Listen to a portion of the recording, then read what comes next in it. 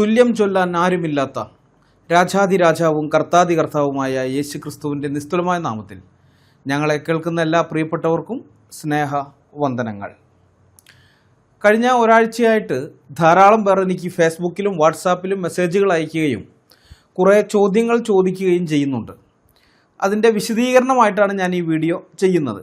ഈ വീഡിയോയിൽ രണ്ട് കാര്യങ്ങളാണ് ഞാൻ പറയാൻ പോകുന്നത്. 1986 July 31 Delhi metropolitan magistrate ZS ലോഹത്ത് പുറപ്പെടുവിച്ച വഞ്ചന, ചതി, കലഹം, കവർച്ച, വിദ്വേഷം, ശത്രുത, ദുഷ്ടത, വെറുപ്പ്, കൊലപാതകം എന്നിവയെല്ലാം പ്രോത്സാഹിപ്പിക്കുന്ന ഖുറാനിലെ 24 ആയത്തുകളെ സംബന്ധിച്ചുള്ള സുപ്രധാനമായ ഒരു കോടതി വിധിയെക്കുറിച്ചാണ് പ്രധാനമായും ഈ വീഡിയോയിൽ ഞാൻ പറയാൻ ഉദ്ദേശിക്കുന്നത്. എന്നാൽ ആ വിഷയത്തിലേക്ക് കടക്കുന്നതിന് മുൻപ് മറ്റൊരു കാര്യം എനിക്ക് പറയാനുണ്ട്. അത് പറഞ്ഞതിന് ശേഷം ഈ കോടതി വിധിയെക്കുറിച്ചുള്ള കാര്യത്തിലേക്ക് കടക്കാം. കഴിഞ്ഞ ശനിയാഴ്ച, അതായത് 2026 മെയ് 23 ഞാനും ശ്രീ രാഹുൽ ഈശ്വറും തമ്മിൽ നടന്ന സംവാദം നിങ്ങളെല്ലാവരും കണ്ടു കാണുമെന്ന് വിശ്വസിക്കുന്നു. ബൈബിളിലെ യേശു തന്നെയോ ഖുർആനിലെ ഈസ എന്നതായിരുന്നു സംവാദ വിഷയം. വാസ്തവത്തിൽ ഈ വിഷയത്തിൽ 10-20 വർഷത്തിലധികമായി ഞങ്ങൾ മുസ്ലിങ്ങളെ സംവാദത്തിന് ക്ഷണിക്കുന്നുണ്ട്. കേരളത്തിലെ 1 കോടിക്ക് മുകളിൽ വരുന്ന മുസ്ലിങ്ങളിൽ നിന്ന് നെഞ്ചുറപ്പുള്ള ഒറ്റ ഒരു ഇസ്ലാമിക പണ്ഡിതൻ പോലും ഞങ്ങളുടെ സംവാദക്ഷണം സ്വീകരിക്കാൻ ഇന്നുവരെ ധൈര്യപ്പെട്ടിട്ടില്ല. ബൈബിളിലെ യേശു തന്നെയാണ് ഖുറാനിലെ ഈസാ നബി എന്ന് തെളിയിക്കാൻ പറ്റില്ല എന്ന കാര്യത്തിൽ ഇസ്ലാമിക പണ്ഡിതന്മാർക്കെല്ലാം 100-ൽ 101% ഉറപ്പാണ്. അതുകൊണ്ടാണ് ആ വിഷയത്തിൽ സംവാദത്തിന് വരാൻ മുസ്ലിം പണ്ഡിതന്മാരാരും തയ്യാറാകാത്തത്. ഏതായാലും മുസ്ലിങ്ങളുടെ അവസ്ഥ കണ്ട് സഹതാപം തോന്നിയത് കൊണ്ടാണോ എന്തോ ഹിന്ദു ആക്ടിവിസ്റ്റായ രാഹുൽ ഈശ്വറാണ് ഈ മാനക്കേടിൽ നിന്നും മുസ്ലിങ്ങളെ രക്ഷിക്കാൻ രംഗത്ത് വന്നത്. സത്യത്തിൽ എനിക്ക് അദ്ദേഹത്തോടൊരു ബഹുമാനം ഉണ്ടായിരുന്നു. പക്ഷേ ബൗദ്ധിക സത്യസന്ധത അഥവാ ഇൻ്റലക്ച്വൽ ഓണസ്റ്റി എന്ന സംഗതി 7 അയലത്തുകൂടി പോയിട്ടില്ലാത്ത ആളാണ് രാഹുൽ ഈശ്വർ എന്ന് അനുഭവത്തിലൂടെ മനസ്സിലാക്കിയതോടെ ആ ബഹുമാനം നഷ്ടപ്പെട്ടു. അത് ഞാൻ പുറകെ വിശദീകരിക്കാം. രാഹുൽ ഈശ്വറിന് ഞങ്ങൾ അയച്ചു കൊടുത്ത സംവാദ കരാറിൽ സംവാദ വിഷയം എന്താണെന്ന് കൃത്യമായി തന്നെ ഞങ്ങൾ എഴുതിയിരുന്നു. ബൈബിളിലെ യേശു തന്നെയോ ഖുർആനിലെ ഈസ എന്നതാണ് സംവാദ വിഷയം എന്ന്. മാത്രമല്ല സംവാദത്തിൽ ഉപയോഗിക്കുന്ന പ്രമാണ ഗ്രന്ഥങ്ങൾ ഏതൊക്കെയായിരിക്കുമെന്നും ആ കരാറിൽ ഞങ്ങൾ എഴുതിയിരുന്നു. 1 ബൈബിൾ, 2 ഇസ്ലാമിക പ്രമാണ ഗ്രന്ഥങ്ങൾ. രാഹുൽ ഈശ്വറിന് ആ കരാർ അയച്ചു കൊടുത്തു കഴിഞ്ഞപ്പോൾ അദ്ദേഹം അതിനോട് യാതൊരു വിധത്തിലും വിയോജിപ്പ് പ്രകടിപ്പിച്ചില്ലെന്ന് മാത്രമല്ല പൂർണ്ണമായും അതിന് ഓക്കെ പറയുകയും ചെയ്തു. എന്നാൽ സംവാദവേദിയിൽ വന്നതിന് ശേഷം അദ്ദേഹം വിഷയാവതരണം നടത്തിയത് ബൈബിളിലെ യേശുവിനെ കുറിച്ചോ ഖുറാനിലെ ഈസയെക്കുറിച്ചോ ആയിരുന്നില്ല. മറിച്ച് പോപ്പ് പറഞ്ഞ യേശുവും ഈസയും, പിന്നെ ഗാന്ധിജിയുടെയും വിവേകാനന്ദൻ്റെയും യേശുവും പാശ്ചാത്യ യൂണിവേഴ്സിറ്റിക്കാരുടെ യേശുവും ഈസയും ഒക്കെയായിരുന്നു. അതല്ലാതെ സംവാദത്തിൻ്റെ ടൈറ്റിലിൽ പറഞ്ഞതുപോലെ ബൈബിളിലെ യേശുവും ഖുറാനിലെ ഈസയുമായിരുന്നില്ല. സംവാദ കരാറിൽ വേറൊരു കാര്യം കൂടി എഴുതിയിരുന്നു. പൊതുനിബന്ധനകളും പെരുമാറ്റച്ചട്ടവും എന്നതിൻ്റെ താഴെ സംവാദത്തിൽ ഉന്നയിക്കപ്പെടുന്ന വാദങ്ങൾക്കുള്ള തെളിവുകൾ അംഗീകരിക്കപ്പെട്ട പ്രമാണ ഗ്രന്ഥങ്ങളിൽ നിന്നും ആയിരിക്കണം നൽകേണ്ടത് എന്ന് കൃത്യമായിട്ട് കരാറിൽ എഴുതി വച്ചിരുന്നു. അപ്പോൾ ബൈബിളിലെ യേശുവും ഖുറാനിലെ ഈസയും ഒന്നാണോ എന്ന വിഷയം ചർച്ച ചെയ്യുമ്പോൾ തെളിവുകൾ ഹാജരാക്കേണ്ടത് ആ അടിസ്ഥാന പ്രമാണങ്ങളായ ബൈബിളിൽ നിന്നും ഖുറാനിൽ നിന്നും ഹദീസുകളിൽ നിന്നുമാണ്. സംവാദ കരാറിലെ 13-ാം വകുപ്പിലെ 1-ാം ചട്ടം അത് കൃത്യമായി നിഷ്കർഷിക്കുന്നുമുണ്ട്. എന്നാൽ രാഹുൽ ഈശ്വർ ചെയ്തത് എന്താണ്? സംവാദ നിയമങ്ങളെ മുഴുവൻ കാറ്റിൽ പറത്തിക്കൊണ്ട് പോപ്പിൻ്റെ ഇടയലേഖനങ്ങളും പിന്നെ കത്തോലിക്ക സഭയുടെയും വത്തിക്കാൻ്റെയും നയതന്ത്ര പ്രസ്താവനകളും പിന്നെ കുറേ യൂണിവേഴ്സിറ്റികളുടെ പഠനങ്ങളും നിരത്തി സമയം കളയുകയാണ് രാഹുൽ ഈശ്വർ ചെയ്തത്. ഇതൊരു സാധാരണ കരാർ ലംഘനമല്ല, മറിച്ച് ഖുറാനിലോ ഇസ്ലാമിക പ്രമാണങ്ങളിലോ സ്വന്തം വാദത്തെ സാധൂകരിക്കുന്ന ഒരൊറ്റ വരി പോലും കാണിക്കാൻ കഴിയാത്തതുകൊണ്ട് രാഹുൽ നടത്തിയ ഗതികെട്ട ഒളിച്ചോട്ടമാണ്. ഒളിച്ചോടാതെ നിവൃത്തിയില്ല. കാരണം രാഹുൽ ഈശ്വറിന് ഈ പേപ്പർ തയ്യാറാക്കി കൊടുത്തത് ആരാണെന്നറിയാമോ? നമ്മുടെ സ്പൂണീസ ഇല്ലേ, മുഹമ്മദ് ഈസയാണ്. അത് മുഹമ്മദ് ഈസ തന്നെ തുറന്നു പറയുന്നുണ്ട്. ക്ലിപ്പ് കേൾക്കാം. അങ്ങനെ ഈ സംവാദം നടക്കുന്നതിന് ഒരു 4-5 ദിവസങ്ങൾക്ക് മുമ്പ് രാഹുൽ ഈശ്വർ എന്നെ കോൺടാക്ട് ചെയ്യും. ഇങ്ങനെ ഒരു സംവാദത്തിലേക്ക് ഞാൻ പോവുകയാണ്. ഇതിനകത്ത് ഈസാജിയുടെ ഒരു പെർസ്പെക്റ്റീവ് എങ്ങനെയാണ്, ഞാൻ മനസ്സിലാക്കുന്നത് പോലെ തന്നെയാണോ നിങ്ങൾ മനസ്സിലാക്കുന്നത് എന്ന് എന്നോട് ചോദിക്കുകയും ഞാൻ പറഞ്ഞു, താങ്കൾ പറയുന്നതും ഞങ്ങൾ പറയുന്നതും ക്രൈസ്തവ നേതൃത്വം പറയുന്നതും എല്ലാം ഈ വിഷയത്തിൽ ഒന്ന് തന്നെയാണ്. ബൈബിളിലെ യേശുവും ഖുർആനിലെ ഈസയും ചരിത്രത്തിലെ ഒരാളെക്കുറിച്ച് തന്നെയാണ് പറയുന്നത്, അല്ലാതെ രണ്ട് വ്യക്തികളല്ല.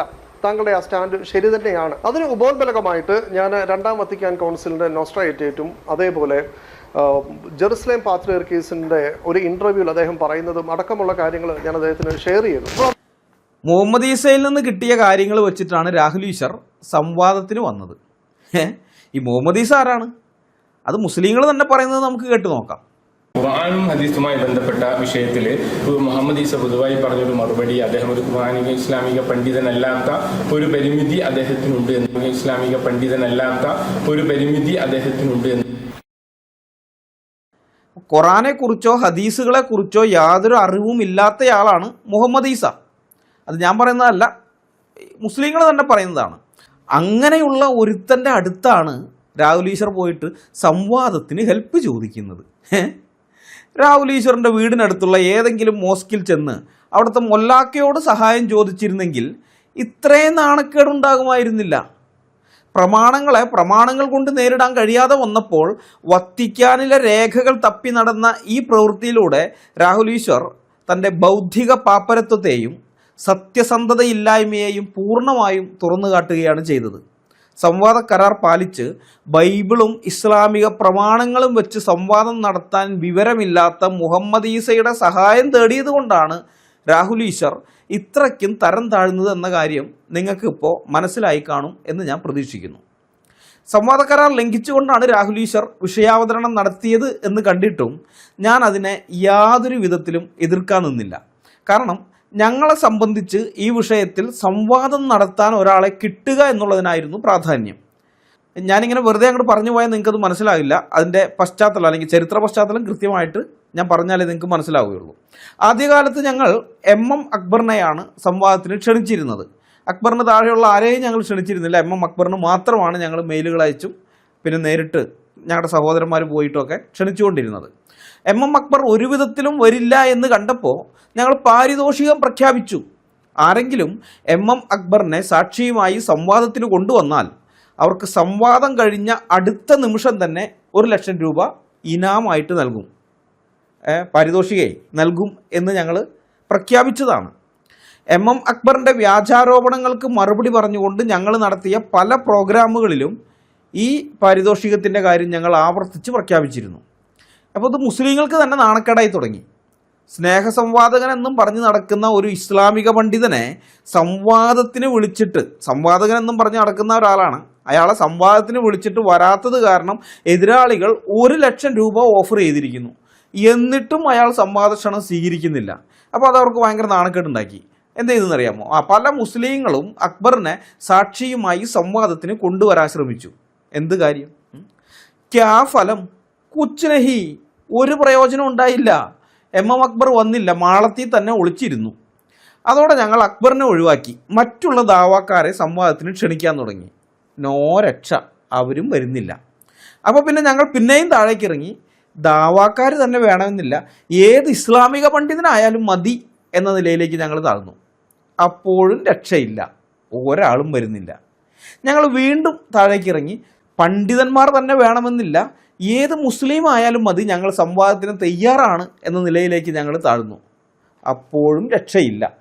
ബൈബിളിലെ യേശുവും ഖുറാനിലെ ഈസയും എന്ന വിഷയത്തിൽ സംവാദത്തിന് വരാൻ ഒരു മുസ്ലിമും തയ്യാറല്ല. വേറൊരു വിഷയത്തിൽ സിറാജ് പന്തളം എന്നൊരു മുസൽമാൻ അജീഷ് ബ്രദറുമായി സംവാദത്തിന് വരാൻ ധൈര്യം കാണിച്ചിരുന്നു. പക്ഷേ ഈ വിഷയത്തിൽ ഒരാളും വന്നില്ല, വരാനുള്ള ധൈര്യം ആർക്കും ഉണ്ടായില്ല.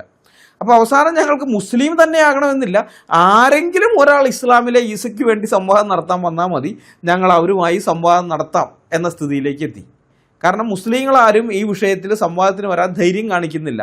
അതുകൊണ്ടാണ് ഞങ്ങൾക്ക് ഇങ്ങനെ ഒരു നിലപാട് എടുക്കേണ്ടി വന്നത്. അപ്പം അങ്ങനെ അവസാനം വന്ന ആളാണ് നമ്മുടെ ഹിന്ദു ആക്ടിവിസ്റ്റ് രാഹുൽ ഈശ്വർ. അപ്പോൾ അത്തരമൊരു സാഹചര്യത്തിൽ സംവാദ കരാറിന് വിരുദ്ധമായി ബൈബിളിലെ യേശുവിനെ പറ്റി പറയാതെ പോപ്പിൻ്റെ യേശുവിനെക്കുറിച്ചും ഗാന്ധിജിയുടെ യേശുവിനെക്കുറിച്ചും പാശ്ചാത്യ യൂണിവേഴ്സിറ്റിക്കാരുടെ യേശുവിനെക്കുറിച്ചും രാഹുൽ ഈശ്വർ പറയുന്നത് സംവാദ കരാറിന് വിരുദ്ധമാണ് എന്ന് പറഞ്ഞ് ഞാൻ എതിർത്താൽ രാഹുൽ ഈശ്വറിന് പിന്നെ അവിടെ പറയാനൊന്നുമില്ല. സംവാദം അവിടെ വെച്ച് നിൽക്കും. കാരണം രാഹുൽ ഈശ്വറിന് ഈ ബൈബിളിലെ യേശുവിനെ കുറിച്ച് യാതൊരു പിടിയില്ല, ഖുറാനിലെ ഈസയെക്കുറിച്ചും യാതൊരു പിടിയുമില്ല. അപ്പോൾ സംവാദം മുന്നോട്ട് പോകണമെങ്കിൽ ഇത് കണ്ടില്ലെന്ന് നടിച്ചാലേ പറ്റൂ എന്നുള്ളത് കൊണ്ടാണ് ഞാനിതവിടെ ചൂണ്ടിക്കാണിക്കാതിരുന്നത്. എൻ്റെ വിഷയാവതരണത്തിൽ ഞാൻ ടൈറ്റിലിനോട് 100% നീതി പുലർത്തിക്കൊണ്ട് ബൈബിളിലെ യേശുവും ഖുറാനിലെ ഈസയും തമ്മിലുള്ള വ്യത്യാസങ്ങൾ ചൂണ്ടിക്കാണിക്കുകയും ബൈബിളിലെ യേശു ക്രിസ്തു ഒറിജിനലാണെന്നും ഖുറാനിലെ ഈസാ നബി അതിൻ്റെ ഒരു ഡ്യൂപ്ലിക്കേറ്റ് മാത്രമാണ്, ഒരു വ്യാജമായ സാങ്കല്പിക സൃഷ്ടി മാത്രമാണ് എന്ന് വ്യക്തമായി തെളിയിക്കുകയും ചെയ്തു. എന്നെ സംബന്ധിച്ചിടത്തോളം രണ്ടുപേരുടെയും വിഷയാവതരണം കഴിഞ്ഞപ്പോൾ തന്നെ ഞാൻ ആ സംവാദം വിജയിച്ചിരുന്നു. കാരണം ടൈറ്റിലിൽ പറഞ്ഞതനുസരിച്ചുള്ള വിഷയാവതരണം ഞാൻ മാത്രമേ അവിടെ നടത്തിയിട്ടുള്ളൂ. രാഹുൽ ഈശ്വർ സംവാദ കരാറിനും സംവാദത്തിൻ്റെ ടൈറ്റിലിനും വിരുദ്ധമായി എന്തൊക്കെയോ കാറിക്കൂവി എന്നുള്ളതല്ലാതെ വിഷയാസ്പദമായി യാതൊന്നും പറഞ്ഞിട്ടില്ല. മാത്രമല്ല ആദ്യത്തെ ഖണ്ഡനത്തിൽ തന്നെ യേശുക്രിസ്തുവിൻ്റെ ക്രൂശുമരണം നടന്നു എന്ന് ഞാൻ വിശ്വസിക്കുന്നുണ്ട്. എനിക്ക് കൂടുതൽ യോജിപ്പ് ക്രിസ്തീയ വീക്ഷണത്തോടും യേശുവിൻ്റെ കുരിശുമരണത്തോടുമാണ് എന്ന് രാഹുൽ ഈശ്വർ പറഞ്ഞ നിമിഷം തന്നെ സംവാദം അവസാനിച്ചു എന്നുള്ളതാണ് സത്യം. അതായത് വിഷയാവതരണം കഴിഞ്ഞതോടുകൂടി സംവാദത്തിൽ ഞാൻ ജയിച്ചു. പക്ഷേ ഈ ഒരു കാര്യം ഒന്നാമത്തെ ഖണ്ഡനത്തിൽ അദ്ദേഹം പറഞ്ഞതോടുകൂടി സംവാദമേ അവിടെ സ്റ്റോപ്പായി. മനസ്സിലായി? ഇനി അതിൻ്റെ ആവശ്യമില്ല. ഞങ്ങൾ പറഞ്ഞത് അദ്ദേഹം അംഗീകരിക്കുകയാണ് ചെയ്തിരിക്കുന്നത്, ഇത് രണ്ടാണെന്നുള്ളത്. ഞാൻ ആ ക്ലിപ്പ് കേൾപ്പിച്ചു തരാം. ആദ്യം തന്നെ അദ്ദേഹത്തോട് യോജിപ്പിന്റെ മേഖല പറഞ്ഞുകൊടുക്കണം. ലോക ചരിത്രത്തിലെ ഏറ്റവും വലിയ സംഭവമാണ് കുരിശുമരണമെന്ന് വിശ്വസിക്കുന്ന ഒരു വ്യക്തിയാണ് ഞാൻ. കാര്യം ലോക ചരിത്രം അന്ന് കാണുന്ന രീതിയിൽ രണ്ടായി പകുത്തപ്പെടുകയും അല്ലെങ്കിൽ രണ്ടായി ഡിവൈഡ് ചെയ്യപ്പെടുകയും ലോക ചരിത്രത്തിലെ ഏറ്റവും ഇമ്പാക്ട്ഫുൾ ആയ ഇവന്റ് എന്ന കാര്യത്തിൽ ഒരു ചരിത്ര വിദ്യാർത്ഥി എന്ന നിലയിൽ എനിക്ക് യാതൊരു സംശയവും അത്രയും ഇമ്പാക്ട്ഫുൾ ആയ മറ്റൊരു സംഭവം ഉണ്ടോ എന്ന കാര്യത്തിലും സംശയമില്ല. പക്ഷേ ആ സംഭവത്തെ മറ്റൊരു രീതിയിൽ അവതരിപ്പിക്കുകയും വ്യാഖ്യാനിക്കുകയും വിശ്വസിക്കുകയും ചെയ്യുകയാണ്. എനിക്ക് ആ വ്യാഖ്യാനത്തോട് വിശ്വാസമില്ല. ഞാനൊരു ഹിന്ദു ആക്ടിവിസ്റ്റാണ്. എനിക്ക് കൂടുതൽ യോജിപ്പ് ക്രിസ്തീയ വീക്ഷണത്തോടും യേശുവിന്റെ കുരിശുമരണത്തോടുമാണ്. ബൈബിളിലെ യേശു കുരിശിൽ മരിച്ചിട്ടുണ്ട്. എന്നാൽ ഖുറാനിലെ ഈസാ നബി മരിച്ചിട്ടുമില്ല, ക്രൂശിക്കപ്പെട്ടിട്ടുമില്ല എന്നാണ് ഖുറാൻ പറയുന്നതും മുസ്ലിങ്ങൾ വിശ്വസിക്കുന്നതും. അപ്പോൾ ക്രിസ്തീയ വീക്ഷണത്തോടും യേശുവിൻ്റെ കുരിശുമരണത്തോടുമാണ് എനിക്ക് യോജിപ്പുള്ളത് എന്ന് രാഹുൽ ഈശ്വർ പറഞ്ഞാൽ അതിനർത്ഥം മരിക്കുകയോ ക്രൂശിക്കപ്പെടുകയോ ചെയ്തിട്ടില്ലാത്ത ഈ ഖുറാനിലെ ഈസാ നബി വ്യാജനാണ് എന്ന് സമ്മതിക്കലാണ്. ക്രൈസ്തവരായ ഞങ്ങൾ പറയുന്നതാണ് ശരിയെന്ന് എതിർപക്ഷ സംവാദകൻ തന്നെ സമ്മതിച്ച് തന്നു കഴിഞ്ഞാൽ അവിടെ വെച്ച് സംവാദം അവസാനിച്ചു. മനസ്സിലായ? അവിടെ വെച്ച് തീർന്നു അത്. പക്ഷെ എന്നിട്ട് ഞാനത് ചൂണ്ടിക്കാണിക്കാതിരുന്നതിൻ്റെ കാരണം സംവാദം അവിടെ വെച്ച് അവസാനിപ്പിക്കാൻ എനിക്ക് താല്പര്യമില്ലാതിരുന്നത് കൊണ്ടാണ്. സംവാദം എത്രത്തോളം മുന്നോട്ട് പോകുമോ അത്രത്തോളം ഇസ്ലാം എക്സ്പോസ് ചെയ്യപ്പെട്ടുകൊണ്ടേയിരിക്കും എന്നെനിക്കറിയാം. അപ്പോൾ അതുകൊണ്ടാണ് ഞാനതൊന്നും മിണ്ടാതിരുന്നത് അവിടെ. ഏതായാലും വിഷയാവതരണത്തിന് ശേഷം ഖണ്ഡനവും ഖണ്ഡനത്തിന് മറുപടിയും അതിനുള്ള മറുപടിയും ഉണ്ടായി. പിന്നെ ഉപസംഹാരം, അതോടെ സംവാദം അവസാനിച്ചു. രാഹുൽ ഈശ്വറിൻ്റെ ഭാഗത്തു നിന്നുള്ള ഖണ്ഡനങ്ങളിലൊന്നും ടൈറ്റിലിനോട് നീതി പുലർത്തിക്കൊണ്ട് ബൈബിളിലെ യേശുവിനെക്കുറിച്ചോ ഖുറാനിലെ ഈസയെക്കുറിച്ചോ യാതൊന്നും പറഞ്ഞില്ല. പറഞ്ഞത് മുഴുവൻ പോപ്പിൻ്റെ യേശുവിനെയും ഈസയെയും കുറിച്ചായിരുന്നു. പിന്നെ ഗാന്ധിജിയുടെ യേശു, അതുപോലെ പാശ്ചാത്യ യൂണിവേഴ്സിറ്റികളിലെ യേശുവിനെയും ഈസയെയും കുറിച്ച് അതേ ഉണ്ടായുള്ളൂ. പിന്നെ വേറെ പല വിഷയങ്ങളിലേക്കും സംവാദം വഴി തിരിച്ചു കൊണ്ടുപോകാനുള്ള ശ്രമവും ഉണ്ടായി. ഈ സംവാദവുമായി യാതൊരു ബന്ധവുമില്ലാത്ത ഇസ്ലാമോഫോബിയയൊക്കെ രാഹുൽ ഈശ്വർ അങ്ങനെ എടുത്തിട്ടതാണ്. അപ്പോൾ എനിക്ക് അതിന് യാതൊരു പ്രശ്നവും ഉണ്ടായിരുന്നില്ല. രാഹുൽ ഈശ്വർ എടുത്തിട്ട ഓരോ വിഷയത്തെയും ഞാൻ അഡ്രസ്സ് ചെയ്യുകയും ചെയ്തിരുന്നു. എന്നെ സംബന്ധിച്ച് വിഷയാവതരണം കഴിഞ്ഞപ്പോൾ തന്നെ സംവാദത്തിൽ ഞാൻ ജയിച്ചു. പിന്നെ ഇദ്ദേഹം അത് സമ്മതിച്ചതോടുകൂടി, രാഹുൽ ഈശ്വർ അത് സമ്മതിച്ചതോടുകൂടി സംവാദം അവസാനിക്കുകയും ചെയ്തതാണ്. ഇനിയുള്ളതെല്ലാം ബോണസാണ്. അപ്പോൾ ബാക്കിയുള്ള സമയം ഇസ്ലാമിനെ എക്സ്പോസ് ചെയ്യുക എന്നത് മാത്രമായിരുന്നു എൻ്റെ ലക്ഷ്യം. അതുകൊണ്ടാണ് രാഹുൽ ഈശ്വർ എന്തൊക്കെ എടുത്തിട്ടോ അതൊക്കെ ഞാൻ ഏറ്റുപിടിച്ചത്. രാഹുൽ ഈശ്വർ ഏതിലേക്ക് പോയോ അതിൻ്റെ പുറകെ തന്നെ ഞാനും പോയത്. ആദ്യത്തെ വിഷയാവതരണം രാഹുൽ ഈശ്വർ നടത്തിയത് കൊണ്ട് സ്വാഭാവികമായും അവസാന ഭാഗം ഞാനാണ് സംസാരിക്കുന്നത്. അപ്പോൾ ഉപസംഹാരം എൻ്റേതാണ് അവസാനിക്കുന്നത്. അപ്പോൾ അത് കഴിഞ്ഞതോടുകൂടി സംവാദം തീർന്നതായി മോഡറേറ്റർ അനൗൺസ് ചെയ്യുകയും ചെയ്തു. അതിൻ്റെ ക്ലിപ്പും ഞാൻ കേൾപ്പിക്കാം. എത്തുന്ന ഒരു ചെറിയൊരു മണ്ണെണ്ണ വിളക്കായിരിക്കുന്ന ഈസയോടൊക്കെ ഊമിച്ച് ഇത് രണ്ടൊന്നാണെന്ന് പറഞ്ഞാൽ എങ്ങനെ അംഗീകരിക്കാൻ പറ്റും? അതൊരിക്കലും സാധിക്കില്ല. ഞങ്ങൾക്കതൊരിക്കലും സാധിക്കുകയില്ല. സമയം ഓക്കെ.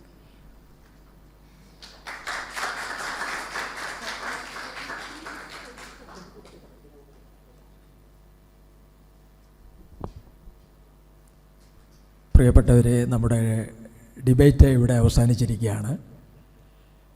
നേരത്തെ പറഞ്ഞതുപോലെ തന്നെ ക്വസ്റ്റ്യൻ ആൻസറിനുള്ള അതിൻ്റെ സെഷനാണ് ഇനിയിപ്പോൾ ഉള്ളത്. മിക്കവാറും ഉള്ളവരെല്ലാം ചോദ്യങ്ങൾ ധാരാളമുണ്ട്. 95% ചോദ്യങ്ങളും ശ്രീ രാഹുൽ ഈശ്വറിനോടാണ്.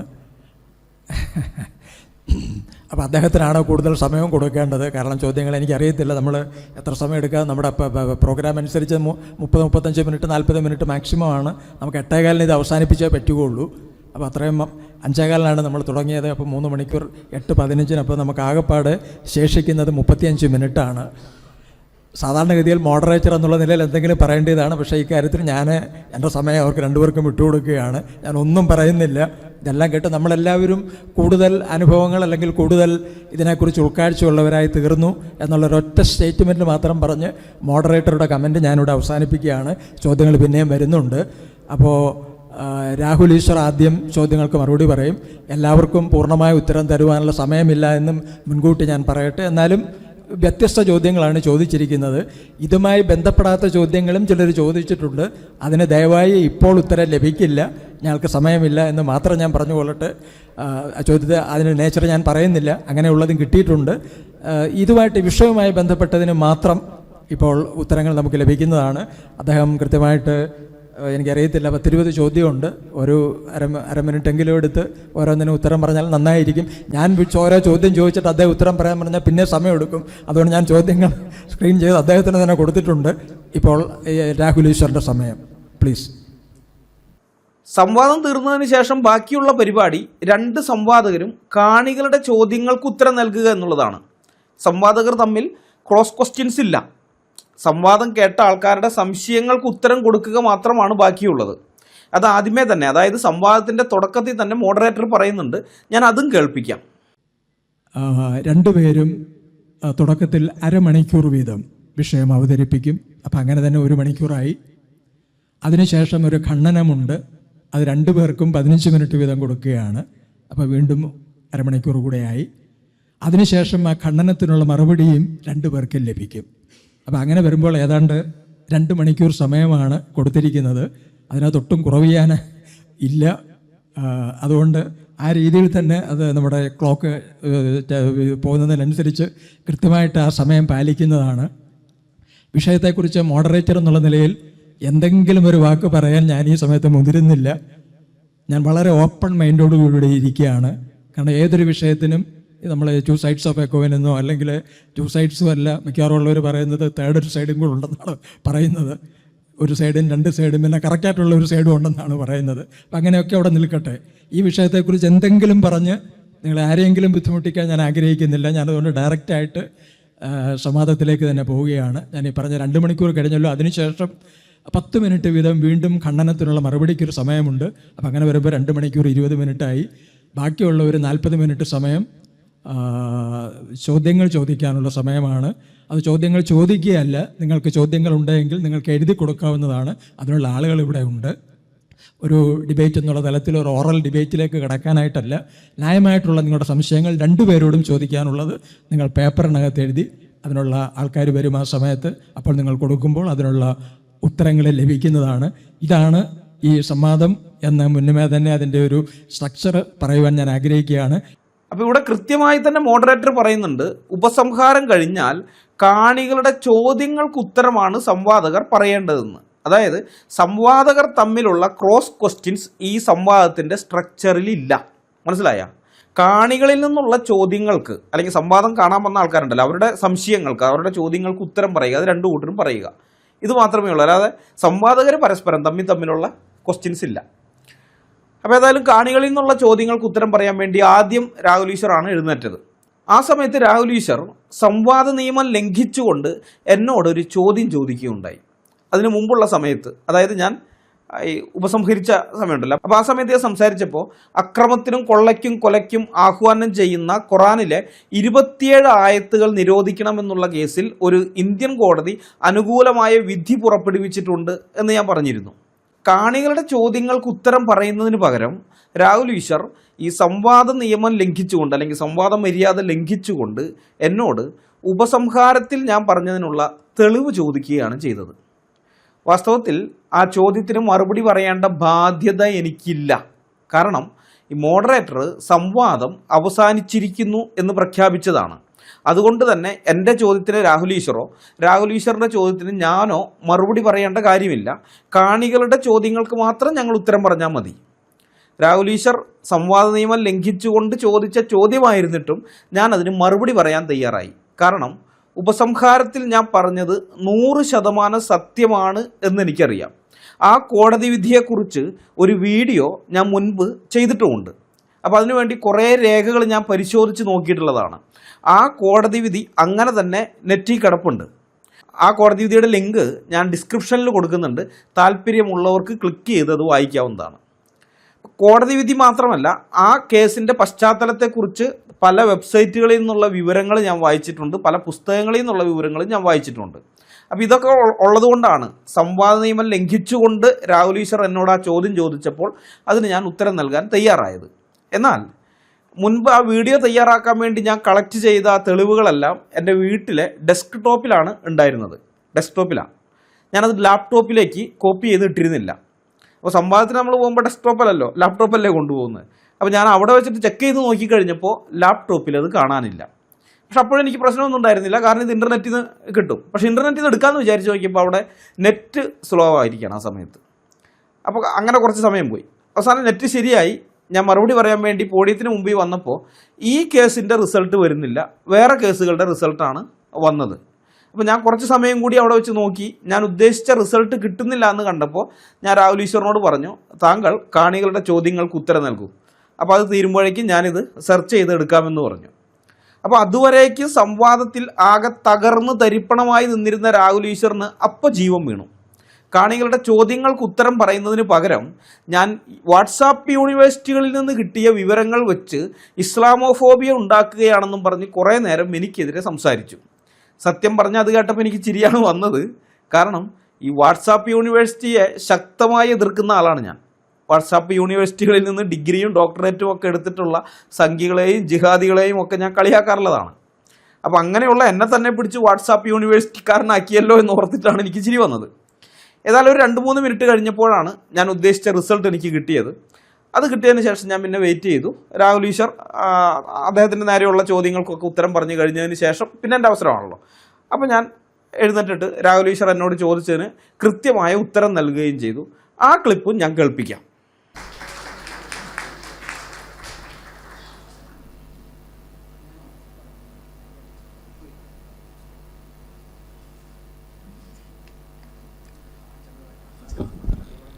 ഇത് ഈ 2021 കേസല്ല ഞാൻ പറഞ്ഞത്, 1986 ഇതിനൊരു പശ്ചാത്തലമൊക്കെ ഉണ്ട്. ഞാൻ ഈ വിഷയത്തിൽ വീഡിയോ ചെയ്തിട്ടുള്ളതാണ്, അതുകൊണ്ടാണ് ഞാൻ ഉറപ്പിച്ച് പറയുന്നത്. രാജ്യത്ത് എന്തുകൊണ്ട് കലാപങ്ങൾ ഉണ്ടാകുന്നു എന്നുള്ള തലക്കെട്ടിൽ ഖുറാനിലെ 24 ആയത്തുകൾ, ഞാൻ നേരത്തെ 27 എന്നാണ് പറഞ്ഞത്, ഓർമ്മപ്പശകാണ്, 24 ആയത്തുകൾ. 24 ആയത്തുകൾ പ്രസിദ്ധീകരിച്ചുകൊണ്ട് ഒരു പോസ്റ്റർ ഡൽഹിയിലും ഉത്തർപ്രദേശിലും മറ്റ് പലയിടങ്ങളിലായിട്ട് ഒട്ടിച്ചു വെച്ചിരുന്നു പല ആളുകളും ഇങ്ങനെ.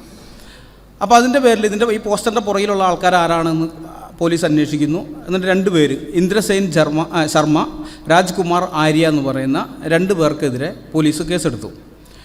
IPC സെക്ഷൻ 151A, 295A ഈ 2 വകുപ്പുകൾ പ്രകാരമാണ് കേസ് ഫയൽ ചെയ്യുന്നത്. അവസാനം 86 July 31 Delhi metropolitan magistrate ES ലോഹത്ത് പുറപ്പെടുവിച്ച വിധിന്യായത്തിലാണ് ഞാൻ ഈ പറഞ്ഞ സംഗതി വരുന്നത്. അതായത് ഇവർ ഈ പോസ്റ്ററിൽ 24 ആയത്തുകൾ കൊടുത്തിട്ടുണ്ട്. 24 ആയത്തുകൾ കൊടുത്തിട്ട് ഇതെല്ലാം ഞാൻ നേരത്തെ കുറച്ച് ആയത്തുകൾ വായിച്ചല്ലോ, അതുപോലെയുള്ള ആയത്തുകളാണ്. അത് വായിച്ചിട്ട് അവർ പറഞ്ഞിരിക്കുന്ന സംഗതി പോസ്റ്ററിൽ ഇങ്ങനെയാണ് പിന്നെ പറഞ്ഞത്, ഇത്തരത്തിലുള്ള മറ്റ് നിരവധി ആയത്തുകൾ ഇതിലുണ്ട്. ഇവിടെ ഞങ്ങൾ 24 ആയത്തുകൾ മാത്രമാണ് ഉദ്ധരിച്ചിട്ടുള്ളത്. ശത്രുത, വിദ്വേഷം, വെറുപ്പ്, വഞ്ചന, തട്ടിപ്പ്, കലഹം, കൊള്ള, കൊലപാതകം എന്നിവ പ്രോത്സാഹിപ്പിക്കുന്ന കൽപ്പനകളാണ് ഈ ആയത്തുകൾ നൽകുന്നത് എന്നത് വ്യക്തമാണ്. അതുകൊണ്ടാണ് ഈ രാജ്യത്തും ലോകത്തിൻ്റെ മറ്റ് ഭാഗങ്ങളിലും മുസ്ലിങ്ങളും അമുസ്ലിങ്ങളും തമ്മിൽ കലാപം നടക്കുന്നത്. ഖുർആൻ മജീദിലെ മേൽപ്പറഞ്ഞ 24 ആയത്തുകളിൽ മറ്റ് മതവിശ്വാസികൾക്കെതിരെ പോരാടാൻ മുസ്ലിങ്ങളോട് കൽപ്പിക്കുന്നു. ഈ ആയത്തുകൾ ഖുർആനിൽ നിന്ന് നീക്കം ചെയ്യാത്തിടത്തോളം കാലം, പ്രത്യേകം ശ്രദ്ധിക്കണം, പോസ്റ്ററിലുള്ളതാണ്, ഈ ആയത്തുകൾ ഖുർആനിൽ നിന്ന് നീക്കം ചെയ്യാത്തിടത്തോളം കാലം രാജ്യത്തെ കലാപങ്ങൾ തടയാൻ കഴിയില്ല. അപ്പോൾ ഈ പോസ്റ്റർ വന്നു കഴിഞ്ഞപ്പോൾ മുസ്ലിങ്ങൾ സ്വാഭാവികമായിട്ട് പ്രശ്നം ഉണ്ടാക്കി. ഭയങ്കര ആ സമയത്ത് ഇതായിരുന്നു, ഭയങ്കര പ്രശ്നമൊക്കെ ആയി. അപ്പോൾ പോലീസ് അറസ്റ്റ് ചെയ്തു. അത് കഴിഞ്ഞിട്ട് കോടതിയിലേക്ക് ഈ കേസ് വരികയാണ്. ഡൽഹി മെട്രോപൊളിറ്റൻ ജുഡീഷ്യൽ കോടതിയിലേക്ക് വരികയാണ്. അവിടെ വെച്ച് വന്നു കഴിഞ്ഞിട്ടുണ്ട് ആദ്യം പ്രോസിക്യൂഷൻ വാദിച്ചത് ഇങ്ങനെയുള്ള ആയത്തുകളൊന്നും ഖുറാനിലില്ല എന്നാണ്. ഇല്ലാത്ത ആയത്തുകളാണ് ഇവർ പോസ്റ്ററിൽ അടിച്ചതെന്നാണ്. പക്ഷേ ഇവർ പ്രതികൾ സമ്മതിച്ചൊന്നുമില്ല. അവർ കൃത്യമായിട്ട് പറഞ്ഞല്ലോ ഉള്ള ആയത്തുകളൊക്കെ തന്നെയാണ്. അപ്പോൾ കോടതി എന്തെന്ന് വെച്ച് കഴിഞ്ഞാൽ ഇസ്ലാമിക പണ്ഡിതന്മാരെ അവിടെയുള്ള പല ഇസ്ലാമിക വിഭാഗക്കാർക്കും നോട്ടീസ് അയച്ചു. ഈ വിഷയത്തിൽ വന്നിട്ട് നിങ്ങളുടെ നിലപാട് വ്യക്തമാക്കണം. ഇത് ഖുറാനിൽ ഉള്ള ആയത്തുകളാണോ അല്ലയോ? കാരണം ഇവർക്ക് ജഡ്ജിക്ക് അറബി അറിയില്ലല്ലോ. അപ്പോൾ അറബിയിലുള്ള സാധനമാണോ അല്ലയോ എന്ന് പറയണമെന്നും പറഞ്ഞിട്ട് ഒരൊറ്റ ആൾ പോലും വന്നില്ല. ഇസ്ലാമിക പക്ഷത്തു നിന്നേ കോടതി സമൻസ് അയച്ചിട്ട് ഒരൊറ്റ ആൾ പോലും വന്നില്ല എന്നുള്ളതാണ് വസ്തുത. അപ്പോൾ ഇവർ പ്രതികൾ വേറെ നിവൃത്തിയില്ല, അവരാണല്ലോ നിരപരാധിത്വം തെളിയിക്കേണ്ടത്. അവർ ഈ അവിടുത്തെ മുഹമ്മദ് ഫാറൂഖ് ഖാൻ എന്ന് പറയുന്ന ആൾ പരിഭാഷപ്പെടുത്തിയ ഖുറാൻ്റെ കോപ്പി കൊണ്ടുവന്ന് ഹിന്ദിയിലുള്ള കോപ്പി കൊടുത്തു. അപ്പോൾ ഇത് കോടതി ഹിന്ദിയിൽ വായിച്ചെങ്കിലും പറയും അറബി എങ്ങനെയാണെന്ന് എങ്ങനെ അറിയാൻ പറ്റും? ഹിന്ദിയിൽ ഇങ്ങനെയുണ്ട്, ഇത് അറബി എങ്ങനെയാണെന്ന് അറിയാം. വീണ്ടും വിളിച്ചു, ഇവരാരും വന്നില്ല എന്നുള്ളതാണ്. പിന്നെ അത് കഴിഞ്ഞിട്ട് വേറെ ചില പണ്ഡിതന്മാരെയൊക്കെ, അതായത് ഇസ്ലാമിക പണ്ഡിതന്മാരല്ലാത്ത അറബിയൊക്കെ അറിയാവുന്ന ആളുകൾ, മുസ്ലിങ്ങളല്ലാത്തവർക്ക് അറബി അറിയാമല്ലോ. അപ്പോൾ അങ്ങനെയുള്ളവരൊക്കെ കോടതി കൊണ്ടുവന്ന് അവിടെ ചോദിച്ചു കഴിഞ്ഞപ്പോൾ അവർ പറഞ്ഞു ഇത് മൂലഭാഷയിലുള്ള കാര്യമാണ്, അത് അങ്ങനെ തന്നെയാണ് പരിഭാഷപ്പെടുത്തി വെച്ചിരിക്കുന്നതെന്ന് പറഞ്ഞു. അപ്പോൾ അങ്ങനെ വന്നു കഴിഞ്ഞപ്പോഴാണ് കോടതി ഈ നിലപാട്, ഇവരെ നിലപാടെന്താണ്? ഈ ആയത്തുകൾ ഖുറാനിൽ നിന്ന് നീക്കം ചെയ്യാത്തിടത്തോളം കാലം ഈ രാജ്യത്ത് സമാധാനം ഉണ്ടാവില്ല, ഇത് നീക്കം ചെയ്യണമെന്നുള്ളതാണ്. അതിൻ്റെ പേരിലാണ് ഇവരെ അറസ്റ്റ് ചെയ്തിരിക്കുന്നത്. അപ്പോൾ കോടതി പറഞ്ഞ് ഇവർക്കെതിരെ കേസെടുക്കാൻ പറ്റില്ല, ഇവരുടെ നിലപാട് ശരിയാണെന്ന് പറഞ്ഞു. മനസ്സിലായോ? 1986 വിധി. ഈ 2021 കേസല്ല. ഇപ്പം അത് എനിക്കറിയാം, നമ്മൾ ഈ വിഷയം പഠിക്കുന്ന ആൾക്കാരാണ്. ഇത് ഏത് കാലഘട്ടത്തിൽ ആര് പോയി എന്നൊക്കെ അറിയാം. അപ്പോൾ ഈ ഞാൻ പറഞ്ഞത് കൃത്യമായിട്ട് ഇതുണ്ട്. അതായത് ഇവരുടെ നിലപാട് ശരിയാണെന്ന് കോടതി പറഞ്ഞു, പക്ഷേ വിധി പുറപ്പെടുവിച്ചില്ല. ഈ നിലപാട്, ഈ ആയത്തുകൾ ഖുറാനിൽ നിന്ന് നീക്കം ചെയ്യാത്തിടത്തോളം കാലം ഈ രാജ്യത്തും ലോകത്തും സമാധാനം ഉണ്ടാവില്ല, മുസ്ലിങ്ങളും തമ്മിൽ എന്നും കലഹമായിരിക്കും എന്ന് പറഞ്ഞ ആ നിലപാട് കൃത്യമാണ്. അതിൻ്റെ പേരിൽ കേസെടുക്കാൻ പറ്റില്ല എന്ന് പറഞ്ഞു.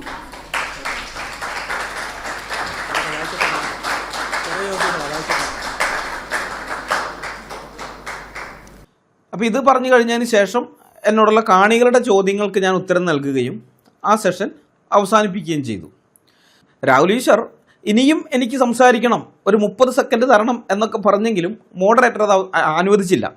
കാരണം സംവാദം മുമ്പേ തീർന്നതാണ്. ഇപ്പോഴുള്ളത് കാണികളുടെ ചോദ്യങ്ങൾക്ക് ഉത്തരം പറയുക എന്നത് മാത്രമാണ്. അതും തീർന്നു, ഇനി സംസാരിക്കാനൊന്നുമില്ല എന്നതായിരുന്നു മോഡറേറ്ററുടെ നിലപാട്. അപ്പോൾ അങ്ങനെ മോഡറേറ്ററും സംസാരിച്ച് മൈക്ക് ഓഫ് ചെയ്ത് ആ പരിപാടി തീർന്നു. അപ്പോൾ ഈ കേസിൻ്റെ കോടതി വിധി നെറ്റിൽ കിടപ്പുണ്ടെന്ന് ഞാൻ പറഞ്ഞല്ലോ. ഞാൻ ഇത് സംസാരിച്ചുകൊണ്ടിരിക്കുമ്പോൾ കാണികളുടെ ചോദ്യങ്ങൾക്കൊക്കെ ഉത്തരം കൊടുത്തുകൊണ്ടിരിക്കുന്നതിനിടയിൽ ആ കോടതി വിധിയുടെ ഒരു കോപ്പി ഞങ്ങളുടെ ഒരു സഹോദരൻ ഡൗൺലോഡ് ചെയ്തിട്ട് വേഗം പോയി പ്രിൻ്റ് ഔട്ട് എടുത്ത് കൊണ്ടുതരികയാണ്. അപ്പോഴേക്കും അദ്ദേഹം വരുമ്പോഴേക്കും ഇവിടെ സംവാദത്തിൻ്റെ ഇത് തീർന്നിരുന്നു, മൈക്കൊക്കെ ഓഫ് ചെയ്ത് കഴിഞ്ഞിരുന്നു. അപ്പോൾ അദ്ദേഹം വന്നു കഴിഞ്ഞിട്ടുണ്ട്, സ്റ്റേജിൽ എനിക്കത് കൊണ്ടുവന്ന് തന്നു. അപ്പോൾ ഇത് കോടതി വിധിയുടെ പകർപ്പാണ് എന്ന് പറഞ്ഞിട്ട് എനിക്കിത് തന്നു. ഞാനത് ഉടനെ തന്നെ രാഹുൽ ഈശ്വറിന് കൊടുക്കുകയും ചെയ്തു. താങ്കൾക്ക് ഞാൻ പറഞ്ഞതിൽ സംശയമുണ്ടെങ്കിൽ ഇത് വായിച്ച് നോക്കിക്കോളൂ, ഇതാണ് ആ കോടതി വിധിയുടെ പകർപ്പ്, കോപ്പിയാണ് എന്ന് പറഞ്ഞിട്ടാണ് ഞാൻ കൊടുത്തത്. സത്യം പറഞ്ഞാൽ ഒരു ലിങ്ക് അയച്ചു കൊടുക്കേണ്ട കാര്യമേ ഉള്ളൂ. രാഹുൽ ഈശ്വറിന് ഒരു ലിങ്ക് അയച്ചു കൊടുത്തിട്ട് ഈ ലിങ്ക് ഓപ്പൺ ചെയ്ത് നോക്കിക്കോ, ഇതാ കോടതി വിധിയുടെ പകർപ്പാണ് എന്ന് പറഞ്ഞ് കൊടുത്താൽ മതി, ഒരു ലിങ്ക് അയച്ചു കൊടുത്താൽ മതി.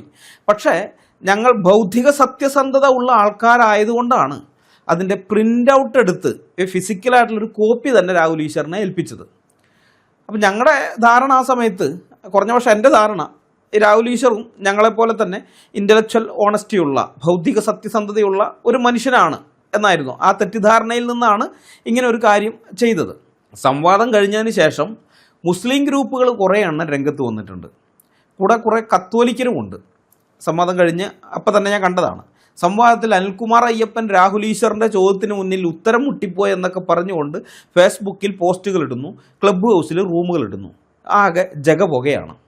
ഞാനതൊന്നും മൈൻഡ് ചെയ്യാനേ പോയില്ല. കാരണം സംവാദത്തിൽ പരിപൂർണമായിട്ടും ക്രൈസ്തവ പക്ഷത്തിനാണ് ഏകപക്ഷീയമായ ജയം ഉണ്ടായിരിക്കുന്നത്. അപ്പോൾ അങ്ങനെയുള്ള അവസ്ഥയിൽ പരാജയപ്പെട്ട പക്ഷക്കാർ ഡാമേജ് കൺട്രോളിന് വേണ്ടി ഇങ്ങനെയുള്ള പരിപാടികൾ കാണിക്കും എന്നെനിക്കറിയാം. അതുകൊണ്ടാണ് ഞാൻ മൈൻഡ് ചെയ്യാതിരുന്നത്. പിറ്റേ ദിവസം രാഹുൽ ഈശ്വർ തന്നെ സംവാദത്തെക്കുറിച്ചൊരു വീഡിയോ ഇറക്കുകയുണ്ടായി. യഹോവയും അല്ലാഹുവും ഒന്നാണ് എന്നൊക്കെ പറഞ്ഞുകൊണ്ടാണ്. അതും ഞാൻ അവഗണിച്ചു വിട്ടു. കാരണം ഈ രാഹുൽ ഈശ്വറിന് യഹോവയെക്കുറിച്ചോ അല്ലാഹുവിനെക്കുറിച്ചോ യാതൊരു പിടിപാടും ഇല്ല. ഞാൻ അതിനൊരു മറുപടി കൊടുത്താൽ ആ മറുപടി മനസ്സിലാക്കാനുള്ള ക്രൈസ്തവ പരിജ്ഞാനമോ ഇസ്ലാമിക പരിജ്ഞാനമോ അദ്ദേഹത്തിനില്ല. അതൊരു കാര്യം. രണ്ടാമത്തെ കാര്യം, ഈ സംവാദത്തിൽ പരാജയപ്പെട്ടതിൻ്റെ ക്ഷീണം തീർക്കാൻ ഇങ്ങനെയുള്ള വീഡിയോകൾ ഇറക്കും എന്ന് ഞാൻ പ്രതീക്ഷിച്ചിരുന്നതുമാണ്. അപ്പോൾ അതുകൊണ്ടാണ് ഇത് ഞാൻ മൈൻഡ് ചെയ്യാതെ വിട്ടത്. ഇതിനൊന്നിനും ഞാൻ മറുപടി കൊടുക്കുന്നില്ല എന്ന് കണ്ടപ്പോൾ മുസ്ലിങ്ങളും കത്തോലിക്കരും പിന്നെ ഒരു വീഡിയോ ക്ലിപ്പ് പ്രചരിപ്പിക്കാൻ തുടങ്ങി. കോടതി വിധിയെക്കുറിച്ച് ഞാൻ ആദ്യം പറഞ്ഞ കാര്യവും അതിന് രാഹുൽ ഈശ്വർ എന്നോട് തെളിവ് ചോദിച്ചതും എനിക്കത് പെട്ടെന്ന് കൊടുക്കാൻ പറ്റാതിരുന്നതും ശേഷം 3-4 മിനിറ്റ് രാഹുൽ ഈശ്വർ എന്നെ വാട്സാപ്പ് യൂണിവേഴ്സിറ്റി എന്ന് പറഞ്ഞ് പരിഹസിക്കുന്നതൊക്കെയുള്ള ആ ഭാഗമുണ്ടല്ലോ, അത്രയും വരെയുള്ളത് മാത്രം അവർ ഈ ഫേസ്ബുക്കിലും ഇൻസ്റ്റാഗ്രാമിലും യൂട്യൂബിലും ഒക്കെ ഇറക്കിക്കൊണ്ടിരിക്കുകയാണ്. ഞാൻ അതിനുശേഷം മറുപടി കൊടുത്തിട്ടുണ്ട്. ഇതിന് ആ കൊടുത്ത മറുപടി ഇല്ല, അത് കട്ട് ചെയ്ത് കളഞ്ഞ് അവർക്ക് ആവശ്യമുള്ളത് മാത്രമാണ് അവർ പ്രചരിപ്പിക്കുന്നത്. അപ്പോൾ എനിക്ക് പലരും അതിൻ്റെ ലിങ്കുകൾ അയച്ചു തന്നിരുന്നു, എത്രയും വേഗം ഇതിനൊരു മറുപടി കൊടുക്കണം എന്നൊക്കെ പറയുകയും ചെയ്തു. പക്ഷെ ഞാൻ മനഃപൂർവ്വം മിണ്ടാതിരിക്കുകയായിരുന്നു, മറുപടി പെട്ടെന്ന് കൊടുക്കണ്ട എന്ന് വെച്ച് മിണ്ടാതിരിക്കുകയായിരുന്നു. കാരണം ഈ ഇസ്ലാമിക ടീംസിനെ എല്ലാം 10-20 വർഷത്തോളമായി ഞങ്ങൾ ഈ വിഷയത്തിൽ സംവാദം നടത്താൻ ക്ഷണിക്കുന്നുണ്ട്. ഒറ്റ ഒരു മുസ്ലിമിന് പോലും സംവാദത്തിന് വരാൻ ധൈര്യമുണ്ടായിരുന്നില്ല. അവസാനം മുസ്ലിങ്ങളുടെ മാനം രക്ഷിക്കാൻ വേണ്ടി ഞങ്ങളോട് സംവാദത്തിന് വന്നത് ഹിന്ദുവായ രാഹുൽ ഈശ്വറാണ്. സംവാദത്തിൽ രാഹുൽ ഈശ്വർ അമ്പേ പരാജയമായിരുന്നുകൊണ്ട് ഇപ്പോൾ ഈ ഒരു ക്ലിപ്പ് ആണ് അവർ പ്രചരിപ്പിച്ചുകൊണ്ടിരിക്കുന്നത്. സംവാദത്തിൽ നിന്ന് എന്തെങ്കിലും ഒന്ന് രാഹുൽ ഈശ്വർ സ്കോർ ചെയ്ത എന്തെങ്കിലും ഒരു ഭാഗം കട്ട് ചെയ്തെടുത്ത് പ്രചരിപ്പിക്കാനില്ല. അതുകൊണ്ട് ഈ ഒരു കാര്യം മാത്രമാണ് അവർ പ്രചരിപ്പിച്ചുകൊണ്ടിരിക്കുന്നത്. ഇതുവരെ മാളത്തിനകത്ത് ഒളിച്ചിരുന്ന സകല മുള്ളുമുരട് മൂർക്കൻ പാമ്പും കല്ലുകരട് കാഞ്ഞിരിക്കുറ്റിയും ഒക്കെ സംവാദത്തിൽ അല്ലയ്യപ്പം പരാജയപ്പെട്ടേന്നും പറഞ്ഞ് രംഗത്ത് ഇറങ്ങിയിരിക്കുകയാണ്. അപ്പം അങ്ങനെ ഇറങ്ങാനുള്ളവന്മാരെല്ലാം പൊത്തിനിന്ന് ഇറങ്ങട്ടെ എന്ന് വെച്ചാണ് ഞാൻ ഒരാഴ്ചയോളം മിണ്ടാതിരുന്നത്. ഇസ്ലാമിക വിഷയങ്ങളെക്കുറിച്ച് ABCD അറിയാത്ത രാഹുൽ ഈശ്വറുമായിട്ടല്ല, ഇസ്ലാമിന് വേണ്ടി സോഷ്യൽ മീഡിയയിൽ രംഗത്ത് വരുന്ന മുസ്ലിങ്ങളുമായിട്ടാണ് എനിക്ക് സംവാദം നടത്തേണ്ടത്, അല്ലെങ്കിൽ ഞങ്ങൾക്ക് സംവാദം നടത്തേണ്ടത്. അതുകൊണ്ട് തന്നെ കൂടുതൽ ടീംസ് രംഗത്തിറങ്ങാൻ വേണ്ടിയാണ് ഞാൻ ഇതിലൊന്നൊരു വീഡിയോയും ചെയ്യാതെ, ഇതിനെപ്പറ്റി ഒരു അക്ഷരം മിണ്ടാതെ ഒരാഴ്ചയോളം കാത്തിരുന്നത്. എന്നാൽ അതിനിടയിൽ വേറൊരു സംഭവം ഉണ്ടായി. ഇവരുടെ ഈ പ്രചരണത്തിനൊന്നും ഞാൻ മറുപടി പറയുന്നില്ല എന്ന് കണ്ടപ്പോൾ രാഹുൽ ഈശ്വർ അടുത്ത വീഡിയോയുമായി രംഗത്ത് വന്നു. തോൾ ടോപ്പൊക്കെ എടുത്തുകൊണ്ടാണ് അദ്ദേഹം വന്നത്. തോൾ ടോപ്പ് എന്ന് പറയുന്നത് ഇപ്പോൾ നമ്മുടെ കയ്യിലിരിക്കുന്നത് ലാപ്ടോപ്പാണ്, നമ്മളത് മടിയിൽ വെച്ചോ അല്ലെങ്കിൽ മേശപ്പുറത്ത് വെച്ചോ ഉപയോഗിക്കും. എന്നാൽ രാഹുൽ ഈശ്വർ അത് ഉപയോഗിക്കുന്നത് തോളിൽ വെച്ചിട്ടാണ്. അതുകൊണ്ടാണ് ഞാൻ തോൾ ടോപ്പ് എന്ന് പറഞ്ഞത്. അപ്പോൾ തോൾ ടോപ്പുമായി വന്നിട്ട് രാഹുൽ ഈശ്വർ ചെയ്ത പരിപാടി എന്താണെന്നറിയാമോ? ഞാൻ കൃത്യമായി മറുപടി പറഞ്ഞ ഭാഗം കട്ട് ചെയ്ത് മാറ്റിയിട്ട് അതിന് മുൻപുള്ള ഭാഗങ്ങൾ മാത്രം കാണിച്ച് ഡിജിറ്റൽ ചുമട്ടുകാരനും സ്ക്രീൻ താങ്ങിയുമായ രാഹുൽ ഈശ്വർ പറയുകയാണ് അനിൽകുമാർ അയ്യപ്പൻ വാട്സാപ്പ് യൂണിവേഴ്സിറ്റിയാണ്, ഇസ്ലാമോഫോബിയ പരത്തുന്നവനാണ് എന്നൊക്കെ. അമ്മയ്ക്കില്ലാത്ത വേവലാതിയാണ് അയൽപക്കത്തെ അമ്മായിക്കെന്ന് ഞങ്ങളുടെ നാട്ടിലൊരു ചൊല്ലുണ്ട്. വിദ്വേഷം, ശത്രുത, ദുഷ്ടത, വഞ്ചന, ചതി, വെറുപ്പ്, കലഹം, കവർച്ച, കൊലപാതകം ഇവയൊക്കെ പ്രോത്സാഹിപ്പിക്കുന്ന ഖുറാനിലെ ആയത്തുകളെക്കുറിച്ച് ഞാൻ പറഞ്ഞപ്പോൾ മുസ്ലിങ്ങൾക്കും ഇസ്ലാമിക പണ്ഡിതന്മാർക്ക് പോലും ഇല്ലാത്ത വേവലാതിയാണ് ഈ അയൽപക്കത്തെ അമ്മായിയായ രാഹുൽ ഈശ്വറിന്. ലാപ്ടോപ്പ് തോളിൽ ചുമന്നുകൊണ്ട് ക്യാമറയ്ക്ക് മുന്നിൽ വന്നിരുന്ന് നുണ പറഞ്ഞാൽ 1986 July 31 Delhi metropolitan magistrate ZS ലോഹത്ത് പുറപ്പെടുവിച്ച ആ ജഡ്ജ്മെൻറ്റ് ഇല്ലാതാകുമോ? അതില്ലാതാകുമോ? നിങ്ങൾ ഇത്ര ബുദ്ധിയില്ലാത്ത മനുഷ്യനായി പോയല്ലോ രാഹുൽ ഈശ്വറെ. ഞാൻ ആ ജഡ്ജ്മെൻറ്റിൻ്റെ പ്രിൻ്റ് ഔട്ട് നിങ്ങളുടെ കയ്യിൽ തരുന്നതിന് മുമ്പേ തന്നെ ലൈവ് കട്ട് ചെയ്തുകൊണ്ട് അത് ആൾക്കാർ കണ്ടിട്ടില്ല, ഓക്കെ. പക്ഷെ ഞാനതിന് മറുപടി പറഞ്ഞത് ലൈവിൽ കിടപ്പില്ലേ, ഇല്ലേ? അതവിടെ കിടക്കുമ്പോൾ ഇങ്ങനെയുള്ള മണ്ടത്തരം നിങ്ങളല്ലാതെ വേറെ ആരെങ്കിലും ചെയ്യുമോ? ഞാൻ പറഞ്ഞ ഭാഗങ്ങൾ കട്ട് ചെയ്ത് കളഞ്ഞിട്ട് അതിന് മുമ്പുള്ളത് എടുത്തു വെച്ചിട്ട് പിന്നെ പുള്ളി വക എനിക്കെതിരെ പ്രസംഗമാണ്. ഇങ്ങനെയാണ് അനിൽകുമാർ അയ്യപ്പൻ ഇസ്ലാമോഫോബിക്കാണെന്നൊക്കെ പറഞ്ഞുകൊണ്ട് ഈ ആളില്ലാ കളരിയിൽ കോൽ വീശുന്ന ഈ പരിപാടി കൊണ്ട് നിങ്ങളുടെ ക്രെഡിബിലിറ്റി നഷ്ടപ്പെട്ടതല്ലാതെ വേറെ എന്തെങ്കിലും ഗുണമുണ്ടായോ? രാഹുൽ ഈശ്വറിൻ്റെ വീഡിയോയിൽ ചിലർ കമൻ്റായിട്ട് ഇതിട്ടിരുന്നു, അനിൽകുമാർ അയ്യപ്പൻ ഈ ചോദ്യത്തിന് മറുപടി പറഞ്ഞതാണല്ലോ, എന്നിട്ട് എന്തുകൊണ്ടാണ് നിങ്ങളത് കാണിക്കാതെ ഇങ്ങനൊരു വീഡിയോ ഇറക്കിയതെന്ന്. അപ്പോൾ അത്തരം കമൻറ്റുകളെല്ലാം ഡിലീറ്റ് ചെയ്യപ്പെടുകയായിരുന്നു എന്നാണ് കമൻ്റ് ഇട്ടവർ എനിക്ക് വാട്സാപ്പിൽ മെസ്സേജ് ചെയ്ത് പറഞ്ഞത്. 2 മണിക്കൂറിലധികം നീണ്ടു നിന്ന സംവാദത്തിൽ വിഷയാസ്പദമായി ഞാൻ ചോദിച്ച ചോദ്യങ്ങൾക്കൊന്നും ബൈബിളിൽ നിന്നോ ഇസ്ലാമിക ഗ്രന്ഥങ്ങളിൽ നിന്നോ ഉത്തരം പറയാതെ ഇരുന്ന് വിയർത്ത രാഹുൽ ഈശ്വർ സംവാദ ഫോർമാറ്റ് ലംഘിച്ചുകൊണ്ട് എന്നോട് ചോദിച്ച ചോദ്യത്തിന് നെറ്റ് സ്ലോ ആയതിനാൽ ഉത്തരം സെർച്ച് ചെയ്തെടുക്കാൻ വൈകിയ ചില മിനിറ്റുകൾ മാത്രം വെട്ടിയെടുത്ത് സംവാദത്തിൽ ഞാൻ ജയിച്ചേ എന്ന് പറഞ്ഞാൽ നിങ്ങളുടെ ഈ തറവേലകൾ മനസ്സിലാക്കാൻ കഴിയാത്തവരാണോ ഇതൊക്കെ കാണുന്ന ജനങ്ങൾ? അങ്ങനെയാണോ നിങ്ങൾ നിങ്ങളുടെ പ്രേക്ഷകരെ കുറിച്ച് ധരിച്ചു വച്ചിരിക്കുന്നത്? ഇതിൽ വേറൊരു വിഷയം കൂടിയുണ്ട്. ഈ സംവാദ കരാറിൽ വീഡിയോ പബ്ലിഷിംഗ് നിയന്ത്രണങ്ങൾ എന്നൊരു കാര്യം കൂടി, ആ ഒരു വ്യവസ്ഥ കൂടെ ഞങ്ങൾ എഴുതിയിരുന്നു. ഞാനതും വായിക്കാം. സംവാദത്തിൻ്റെ വീഡിയോകൾ പബ്ലിഷ് ചെയ്യുമ്പോൾ സംഭാഷണങ്ങൾ അടർത്തിയെടുത്ത്, അതായത് ഔട്ട് ഓഫ് കോണ്ടെക്സ്റ്റ് ആയിട്ട് സംഭാഷണങ്ങൾ അടർത്തിയെടുത്ത് എതിർപക്ഷത്തെ അപകീർത്തിപ്പെടുത്തുന്ന രീതിയിലുള്ള ഷോർട്സ് അല്ലെങ്കിൽ റീൽസ് നിർമ്മിച്ച് ഔദ്യോഗിക ചാനലുകളിൽ പ്രചരിപ്പിക്കാൻ പാടുള്ളതല്ല എന്ന് വളരെ കൃത്യമായിട്ട് ആ സംവാദ കരാറിൽ ഞങ്ങൾ എഴുതി വച്ചിരുന്നു. പക്ഷേ രാഹുൽ ഈശ്വർ എന്താണ് ചെയ്തത്? സംവാദത്തിൽ അമ്പേ പരാജയപ്പെട്ടപ്പോൾ ആ നാണം മറയ്ക്കാൻ വേണ്ടി സംവാദ കരാറിലെ ഈ ഭാഗവും രാഹുൽ ഈശ്വർ കാറ്റിൽ പറത്തി. ഞങ്ങളവിടെ ഔദ്യോഗിക ചാനലുകളിൽ പ്രസിദ്ധീകരിക്കുമെന്ന് പറഞ്ഞാൽ അങ്ങനെ എടുത്ത് പറയാൻ കാരണമുണ്ട്. കാരണം മുസ്ലിങ്ങൾ ഇങ്ങനെയുള്ള പണി കാണിക്കുന്നത് ഞങ്ങൾക്ക് 100% ഉറപ്പാണ്. സംവാദത്തിനിടയിൽ നമ്മുടെ വായിൽ നിന്ന് ഇങ്ങനെ ഒരു നാക്കുപിഴ വന്നാലോ അങ്ങനെ എന്തെങ്കിലുമൊക്കെ വന്നു കഴിഞ്ഞാൽ അവരത് കട്ട് ചെയ്തെടുത്ത് പ്രചരിപ്പിക്കും. അത് നമുക്ക് തടയാൻ പറ്റില്ല. മുസ്ലിങ്ങൾ അങ്ങനെയൊക്കെ ചെയ്യും.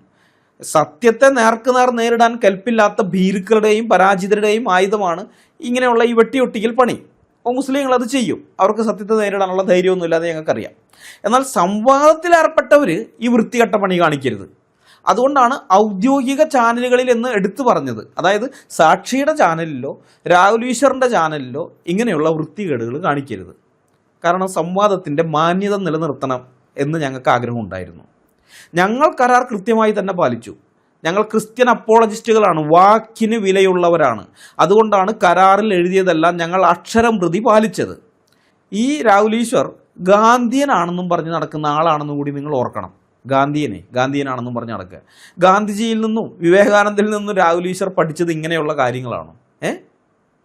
രാഹുൽ ഈശ്വറെ, ബൗദ്ധിക സത്യസന്ധത, ഇൻ്റലക്ച്വൽ ഓണസ്റ്റി എന്ന് പറയുന്ന സാധനം നിങ്ങളുടെ 7 അയലത്തുകൂടി പോയിട്ടുണ്ടോ? FIR നമ്പറും ജഡ്ജിയുടെ പേരും വിധിന്യായത്തിൻ്റെ പൂർണ്ണ രൂപവും ഉൾപ്പെടുന്ന ആ പ്രിൻ്റ് ഔട്ട് നിങ്ങളുടെ കയ്യിൽ തന്ന എന്നെയാണോ വാട്സാപ്പ് യൂണിവേഴ്സിറ്റി എന്ന് വിളിക്കുന്നത്? സത്യത്തെ നേരിടാൻ ഭയമുള്ളത് കൊണ്ടാണ് കരാറിലെ നിയമങ്ങൾ ലംഘിച്ച് നിങ്ങൾ ഈ ഒളിച്ചോട്ടം നടത്തിയത്.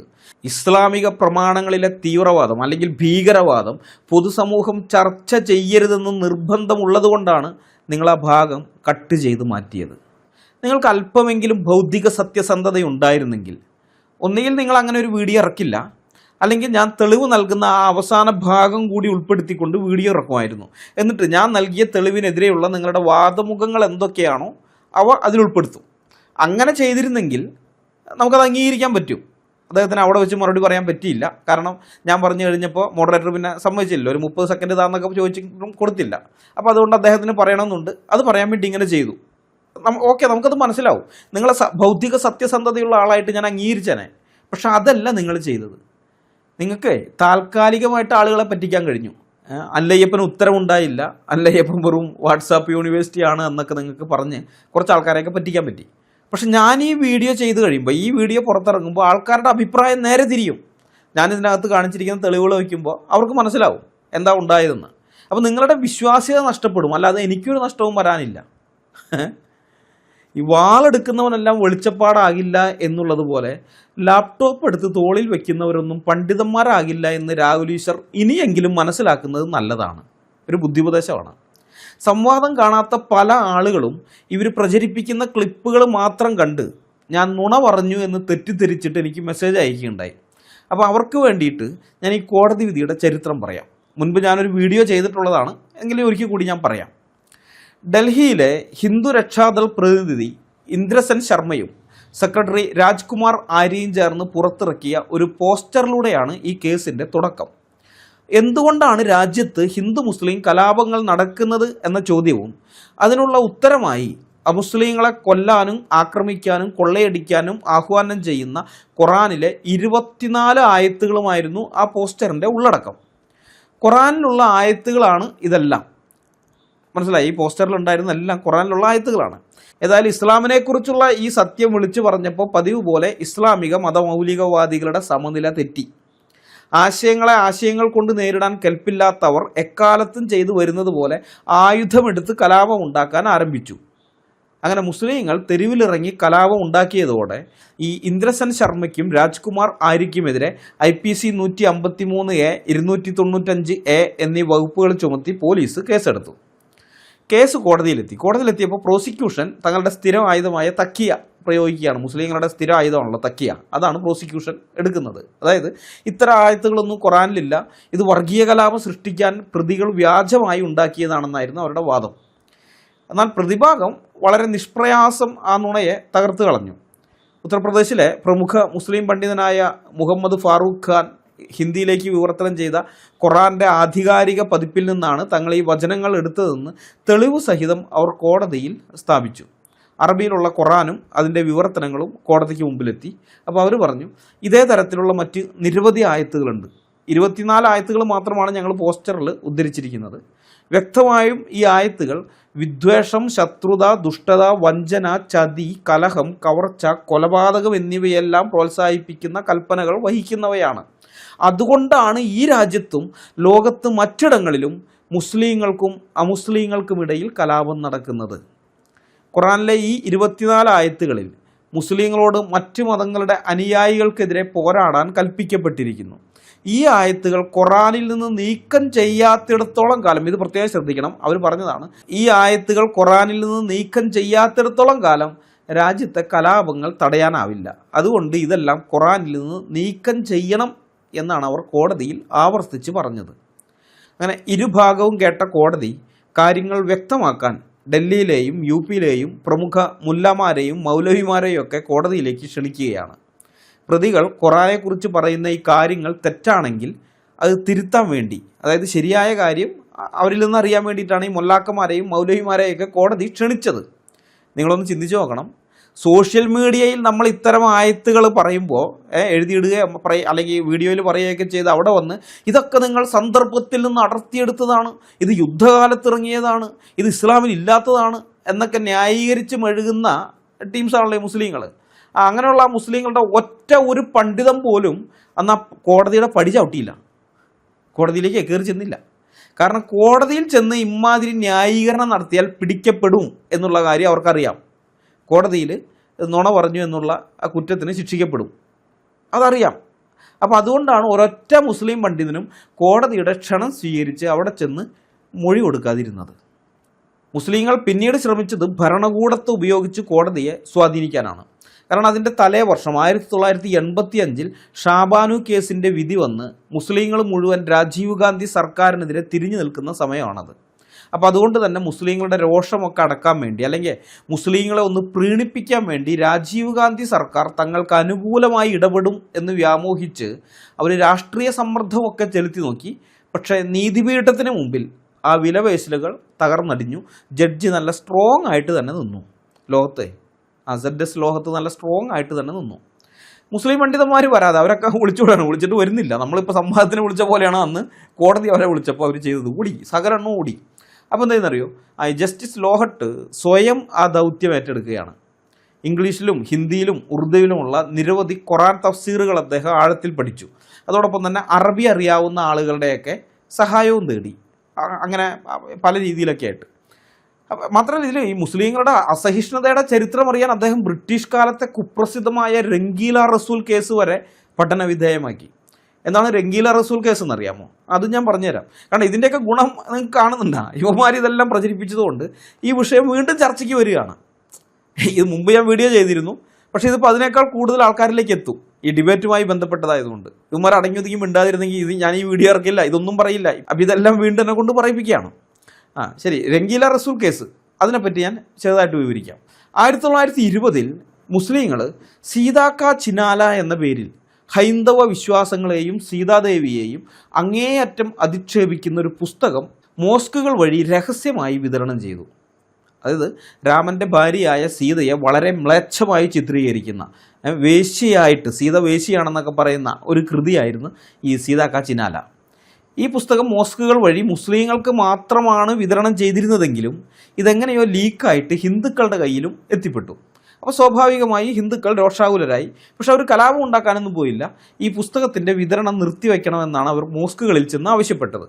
പക്ഷെ മുസ്ലിങ്ങൾ ഇത് നിർത്തിവെക്കാനൊന്നും പോയില്ല. ഇതിൻ്റെ വിതരണം അവരുടെ ആൾക്കാർക്ക്, മുസ്ലിങ്ങൾക്ക് ഇത് കൊടുത്തുകൊണ്ടേയിരുന്നു.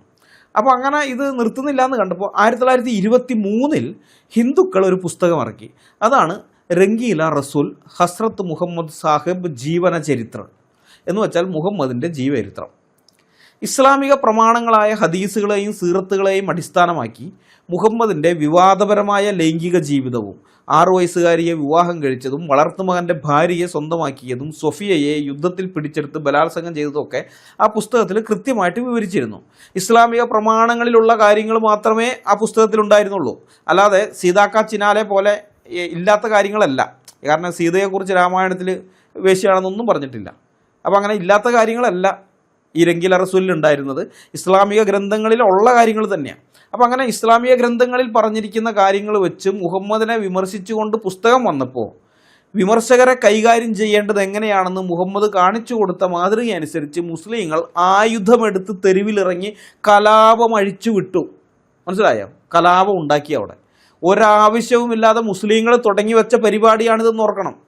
അവർ സീതാക്ക ചിനാല എന്ന പുസ്തകം എഴുതിയില്ലായിരുന്നെങ്കിൽ ഹിന്ദുക്കൾ രംഗീല റസൂലും എഴുതുകയില്ലായിരുന്നു. അങ്ങനെയാണെന്നുണ്ടെങ്കിൽ ഈ കലാപവും ഉണ്ടാകുമായിരുന്നില്ല. മനസ്സിലായ? ഇത് എല്ലായിടത്തും സ്ഥിരം പരിപാടി എന്നാണ്. മറ്റവനെ പോയി ചൊറിയും, അവൻ തിരിച്ച് മാന്തും, പിന്നെ പ്രശ്നമാണ്. എല്ലായിടത്തും ഇത് തന്നെയാണ് ഇവരുടെ പരിപാടി. എന്തായാലും കലാപം രൂക്ഷമായപ്പോൾ ബ്രിട്ടീഷ് ഭരണകൂടം രംഗീല റസൂൽ നിരോധിച്ചു. ആ നിരോധനം ഇന്നും ഉണ്ട് കേട്ടോ.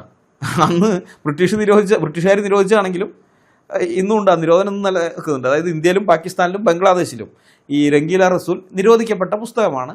അപ്പോൾ ഈ കലാപത്തിൻ്റെ പശ്ചാത്തലത്തിലാണ് ബ്രിട്ടീഷുകാർ ഇന്ത്യയിൽ ആദ്യമായിട്ട് IPC 295A എന്ന് പറയുന്ന വകുപ്പുണ്ട്. ആ വകുപ്പ് കൊണ്ടുവരുന്നത് ഈ കലാപം കാരണം കൊണ്ടാണ്. അല്ലാന്നുണ്ടെങ്കിൽ അങ്ങനൊരു നിയമമേ വരില്ലായിരുന്നു. അപ്പോൾ ഈ രംഗീല റസൂലിൻ്റെ പ്രസാധകനായിരുന്ന മഹാശയ് രാജ്പാൽ എന്ന് പറയുന്ന ആളെ പുസ്തകം ഇറങ്ങി 5-6 കൊല്ലത്തിന് ശേഷം 1929 ഒരു മുസ്ലിം ഭീകരവാദി, അധികം പ്രായമൊന്നുമില്ല, കൗമാരക്കാരനായ ഒരു മുസ്ലിം ഭീകരവാദി കോടതി വളപ്പിൽ വെച്ച് കുത്തി കൊലപ്പെടുത്തുകയും ഉണ്ടായി. ഇവർ ആദ്യം പുസ്തകം ഇറക്കി, അതിന് മറുപടി പുസ്തകം ഇറക്കിയാലാണ് കൊന്നത്. മറുപടി പുസ്തകം ഇറക്കിയത് കൃത്യമായിട്ട് ഇസ്ലാമിക പ്രമാണങ്ങളിലുള്ള കാര്യങ്ങൾ വെച്ചിട്ടാണെന്ന് കൂടി ഓർക്കണം. അങ്ങനെയുള്ള ആളെയാണ് കുത്തി കൊന്നത്. അപ്പോൾ ഈ രക്തരൂക്ഷിതമായ ചരിത്രങ്ങളെല്ലാം സശ്രദ്ധം പഠിച്ചതിന് ശേഷമാണ് 1986 ജൂലൈ 31 ജസ്റ്റിസ് ലോഹട്ട് ആ ചരിത്ര പ്രാധാന്യമുള്ള വിധി പ്രസ്താവിച്ചത്. മതനിന്ദയുടെയും അന്യമത വിദ്വേഷത്തിൻ്റെയും ആ 24 ആയത്തുകൾ വിലയിരുത്തിക്കൊണ്ട് അദ്ദേഹം തൻ്റെ വിധിന്യായത്തിൽ പറഞ്ഞ കാര്യങ്ങൾ ഒരു പാരഗ്രാഫ്, പ്രധാനപ്പെട്ട ഒരു പാരഗ്രാഫ് മാത്രമേ ഞാനിപ്പോൾ ഇവിടെ വിശകലനം ചെയ്ത് നിങ്ങളുടെ മുമ്പാകെ തരുന്നുള്ളൂ, അവതരിപ്പിക്കുന്നുള്ളൂ. അപ്പോൾ ആ വിധിന്യായത്തിൽ പറഞ്ഞിരിക്കുകയാണ്: സംസ്ഥാനത്തിന് വേണ്ടി ഹാജരായ APP വാദിച്ചതുപോലെ വർഗീയ അസ്വാരസ്യം വളർത്താൻ പ്രേരിപ്പിക്കുന്നതാണോ അതോ മുഹമ്മദീയ സമുദായത്തിൻ്റെ മതവികാരങ്ങളെ വ്രണപ്പെടുത്തുന്നതാണോ എന്ന് നോക്കുമ്പോൾ പോസ്റ്ററുകളിൽ പ്രസിദ്ധീകരിച്ച 24 ആയത്തുകൾ മുഹമ്മദീയനായ എഴുത്തുകാരൻ വിവർത്തനം ചെയ്ത ഖുർആൻ മജീദിൽ നിന്ന് എടുത്തതല്ല എന്നൊരു തർക്കമുണ്ട്. പ്രസ്തുത ഖുർആൻ മജീദിൽ വിവർത്തനം ചെയ്തിട്ടുള്ള അതേ രൂപത്തിൽ തന്നെയാണ് അവ പുനർനിർമ്മിച്ചിട്ടുള്ളതെന്ന് കണ്ടെത്തിയിട്ടുണ്ട്. വിധിയുടെ ഈ സുപ്രധാന ഭാഗം കാലാകാലങ്ങളായി ഇസ്ലാമിക പക്ഷം തങ്ങളുടെ ഗ്രന്ഥങ്ങൾ പ്രതിരോധിക്കാൻ ഉപയോഗിക്കുന്ന വളച്ചൊടിക്കൽ, അതായത് സന്ദർഭത്തിൽ നിന്ന് അടർത്തിയെടുത്ത് വളച്ചൊടിക്കൽ എന്ന നുണയെ നിയമപരമായി തന്നെ വേരോടെ പിഴുതെറിയുകയാണ്. വർഗീയ അസ്വാരസ്യം ഉണ്ടാക്കുമെന്ന് പ്രോസിക്യൂഷൻ തന്നെ സമ്മതിക്കുന്ന ഈ 24 ആയത്തുകൾ പ്രതികൾ സ്വന്തമായി കെട്ടിച്ചമച്ചതല്ലെന്നും ഒരു മുസ്ലിം പണ്ഡിതൻ പരിഭാഷപ്പെടുത്തിയ ആധികാരിക ഖുർആൻ മജീദിൽ ഉള്ളത് യാതൊരു മാറ്റവുമില്ലാതെ അക്ഷരം പ്രതി പകർത്തിയതാണെന്നും കോടതിയുടെ അസന്നിഗ്ധമായിട്ട് വ്യക്തമാക്കുകയാണ്. അതായത് കലാപത്തിന് ആഹ്വാനം ചെയ്യുന്നതും അന്യമത വിദ്വേഷം വമിപ്പിക്കുന്നതുമായ ഈ ഖുർആൻ ആയത്തുകൾ പ്രതികളുടെ ഭാവനാ സൃഷ്ടിയല്ല, മറിച്ച് ഇസ്ലാമിക പ്രമാണത്തിൽ അക്ഷരം പ്രതി ഉള്ളത് തന്നെയാണെന്ന് ഒരു മതേതര കോടതി ഔദ്യോഗികമായി സ്ഥിരീകരിച്ചു എന്നതാണ് ഇതിൻ്റെ ഏറ്റവും വലിയ പ്രസക്തി. കോടതിയുടെ ഈ ഒരു കണ്ടെത്തലാണ് നിങ്ങൾ ഖുർആനെ വളച്ചൊടിക്കുകയാണെന്ന് പറയുന്ന രാഹുൽ ഈശ്വറിൻ്റെയും മുസ്ലിം മതപ്രചാരകരുടെയും ഒക്കെ വായടപ്പിക്കുന്ന കാര്യം. മനസ്സിലായ? ഞങ്ങളിത് വളച്ചൊടിക്കുന്നതെന്നല്ല, കോടതിക്ക് വരെ ഇത് ബോധ്യമായതാണ്. ഇനി വിധിന്യായത്തിൽ നിന്ന് ബാക്കി വായിക്കാം. എൻ്റെ അഭിപ്രായത്തിൽ മേൽപ്പറഞ്ഞ വാക്കുകൾ എഴുതിയതിലൂടെ എഴുത്തുകാരൻ തൻ്റെ അഭിപ്രായമോ നിർദ്ദേശമോ മാത്രമാണ് പ്രകടിപ്പിച്ചത്. പരമാവധി അതിനെ മുഹമ്മദീയരുടെ വിശുദ്ധ ഗ്രന്ഥത്തിൽ അടങ്ങിയിരിക്കുന്നതിനെക്കുറിച്ചുള്ള ന്യായമായ ഒരു വിമർശനം എന്ന് വിളിക്കാം. ഇനിയുള്ളത് പ്രത്യേകം ശ്രദ്ധിക്കണേ. ഖുർആൻ മജീദ് എന്ന വിശുദ്ധ ഗ്രന്ഥത്തിൽ നിന്നും ഈ ആയത്തുകൾ നീക്കം ചെയ്തില്ലെങ്കിൽ ഇന്ത്യയുടെ വിവിധ ഭാഗങ്ങളിലുള്ള വർഗീയ കലാപങ്ങൾ അവസാനിപ്പിക്കാൻ യാതൊരു പ്രതീക്ഷയുമില്ലെന്ന് എഴുത്തുകാരൻ പ്രകടിപ്പിച്ച അഭിപ്രായം ഇന്ത്യയിലെ വിവിധ വിഭാഗം പൗരന്മാർക്കിടയിൽ ശത്രുതയോ വെറുപ്പോ വളർത്താനോ അതിനുള്ള ശ്രമത്തിനോ കാരണമാകുമെന്ന് സങ്കൽപ്പിക്കാൻ പോലും കഴിയില്ല. വിധിയുടെ ഈ ഭാഗം യഥാർത്ഥത്തിൽ ഇസ്ലാമിക വിമർശകർക്ക്, ഞങ്ങളെപ്പോലെയൊക്കെയുള്ള ഇസ്ലാമിക വിമർശകർക്ക് ഇന്ത്യൻ നീതിന്യായ വ്യവസ്ഥ നൽകുന്ന ഏറ്റവും ശക്തമായ നിയമപരിരക്ഷയാണ്, ഒരു ലീഗൽ ഷീൽഡാണത്. ഈ ആയത്തുകൾ ഖുറാനിൽ നിന്ന് നീക്കം ചെയ്യണമെന്നതാണ് പ്രതികളുടെ ആവശ്യം. ഖുറാനിലെ അക്രമവാസനകൾ തുറന്നു കാട്ടുകയും രാജ്യത്ത് സമാധാനമുണ്ടാകാൻ ആ വചനങ്ങൾ നീക്കം ചെയ്യണമെന്ന് ആവശ്യപ്പെടുകയും ചെയ്യുന്നത് ഒരിക്കലും വിദ്വേഷ പ്രചരണമോ അല്ലെങ്കിൽ ഹേറ്റ് സ്പീച്ചോ ഇസ്ലാമോഫോബിയയോ അല്ല, മറിച്ച് അതൊരു പൗരൻ്റെ സമാധാനത്തോടെ ജീവിക്കാൻ ആഗ്രഹിക്കുന്ന ഒരു ഇന്ത്യൻ പൗരൻ്റെ ന്യായമായ വിമർശനം, ഫെയർ ക്രിറ്റിസിസം മാത്രമാണെന്ന് കോടതി ഇവിടെ അസന്നിഗ്ധമായി പ്രഖ്യാപിക്കുകയാണ്. മനസ്സിലായ? അത് അവകാശമാണ്. ഇവിടെ സമാധാനത്തോടെ ജീവിക്കാൻ ആഗ്രഹിക്കുന്ന ഏതൊരു ഇന്ത്യൻ പൗരൻ്റെയും ന്യായമായ അവകാശം മാത്രമാണത്. ഇസ്ലാമിക പ്രമാണങ്ങളിലെ ഇത്തരം അപകടകരമായ ആയത്തുകൾ പൊതുസമൂഹത്തിന് മുന്നിൽ വായിച്ചു കേൾപ്പിക്കുന്നത് സമൂഹത്തിൽ ശത്രുത വളർത്തുമെന്ന പ്രോസിക്യൂഷന്റെ കുപ്രചരണത്തെ ചവറ്റുകൊട്ടയിലെറിഞ്ഞ മജിസ്ട്രേറ്റ് ഖുറാനിലെ ഈ ആയത്തുകളാണ് രാജ്യത്തെ വർഗീയ കലാപങ്ങൾക്ക് കാരണമെന്ന പ്രതികളുടെ വാദം തികച്ചും യുക്തിസഹമാണെന്ന് ശരിവെക്കുകയാണ് ചെയ്തത്. രാഹുൽ ഈശ്വറിന് കാര്യം പിടികിട്ടിയോ? അതായത് ഇസ്ലാമിക പ്രമാണങ്ങളെ വസ്തുതാപരമായി വിമർശിക്കുന്നവരെ തീവ്രവാദികളായും വർഗീയവാദികളായും മതഭ്രാന്തന്മാരായും ഇസ്ലാമോഫോബിയക്കാരായും വാട്സാപ്പ് യൂണിവേഴ്സിറ്റിക്കാരായും മുദ്രകുത്താൻ ശ്രമിക്കുന്ന രാഹുൽ ഈശ്വറിനെ പോലെയുള്ള മനസ്സിണക്കപ്പെട്ടവരുടെയും ഇസ്ലാമിക പക്ഷത്തിൻ്റെയും മുഖത്തേറ്റ ഏറ്റവും വലിയ നിയമപരമായ പ്രഹരമാണ് കോടതിയുടെ ഈ നിരീക്ഷണം. സംവാദവേദി വെച്ച് എന്നെ ഇസ്ലാമോഫോബിയ ബാധിച്ചവൻ അല്ലെങ്കിൽ ഇസ്ലാമോഫോബിക്ക് എന്ന് വിളിച്ചല്ലോ. അത് ഞാൻ പറയാൻ വിട്ടുപോയി. അത് സംവാദ കരാറിലെ വേറൊരു വ്യവസ്ഥയുടെ ലംഘനമാണ്. അത് ഞാൻ പറയാൻ വിട്ടുപോയി. അതിപ്പോഴും ഓർമ്മ വന്നേ. അതായത് സംവാദ കരാറിൽ പരസ്പരം വ്യക്തിഹത്യ പാടില്ലെന്നും അഡ്ഹോമിനം അത് പാടില്ല, വ്യക്തിഹത്യ പാടില്ലെന്നും തികച്ചും അക്കാദമികമായ രീതിയിൽ വിഷയത്തിൽ അധിഷ്ഠിതമായി മാത്രമേ സംസാരിക്കാവൂ എന്നും കൃത്യമായിട്ട് എഴുതി വച്ചിരുന്നു. എന്നാൽ ബൈബിളും ഖുറാനും ഹദീസുകളും വെച്ചുകൊണ്ട് അഥവാ രേഖകളുടെയും പ്രമാണങ്ങളുടെയും അടിസ്ഥാനത്തിൽ ഞാൻ നടത്തിയ വിഷയാവതരണത്തിനും ഖണ്ഡനങ്ങൾക്കും മുന്നിൽ പിടിച്ചു നിൽക്കാൻ കഴിയാതെ വിയർത്തൊലിച്ചപ്പോൾ രാഹുൽ ഈശ്വർ ഈ വ്യവസ്ഥയും നഗ്നമായി ലംഘിച്ചു. എന്നെ ഇസ്ലാമോഫോബിയ പരത്തുന്നവനെന്നും വാട്സാപ്പ് യൂണിവേഴ്സിറ്റിക്കാരനെന്നൊക്കെ വിളിച്ച് വ്യക്തിപരമായി അധിക്ഷേപിക്കുകയാണ് ചെയ്തത്. അക്കാദമികമായ ഒരു സംവാദത്തിൽ ആശയങ്ങളെ ആശയങ്ങൾ കൊണ്ടും തെളിവുകളെ പ്രമാണങ്ങൾ കൊണ്ടും നേരിടാൻ കഴിയാതെ വരുമ്പോൾ എതിരാളിയെ വ്യക്തിഹത്യ ചെയ്ത് തടിയൂരാൻ ശ്രമിക്കുന്നത് അങ്ങേയറ്റം തരം താണ ഏർപ്പാടാണ് രാഹുലേ.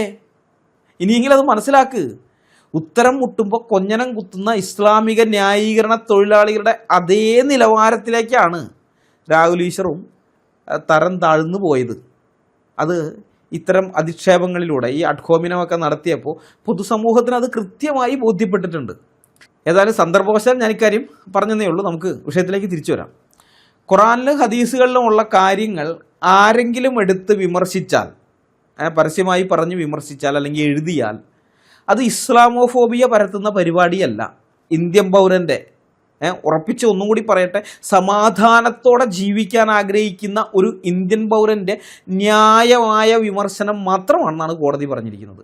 നമുക്ക് വിധിന്യായത്തിലേക്ക് തിരിച്ചു പോകാം.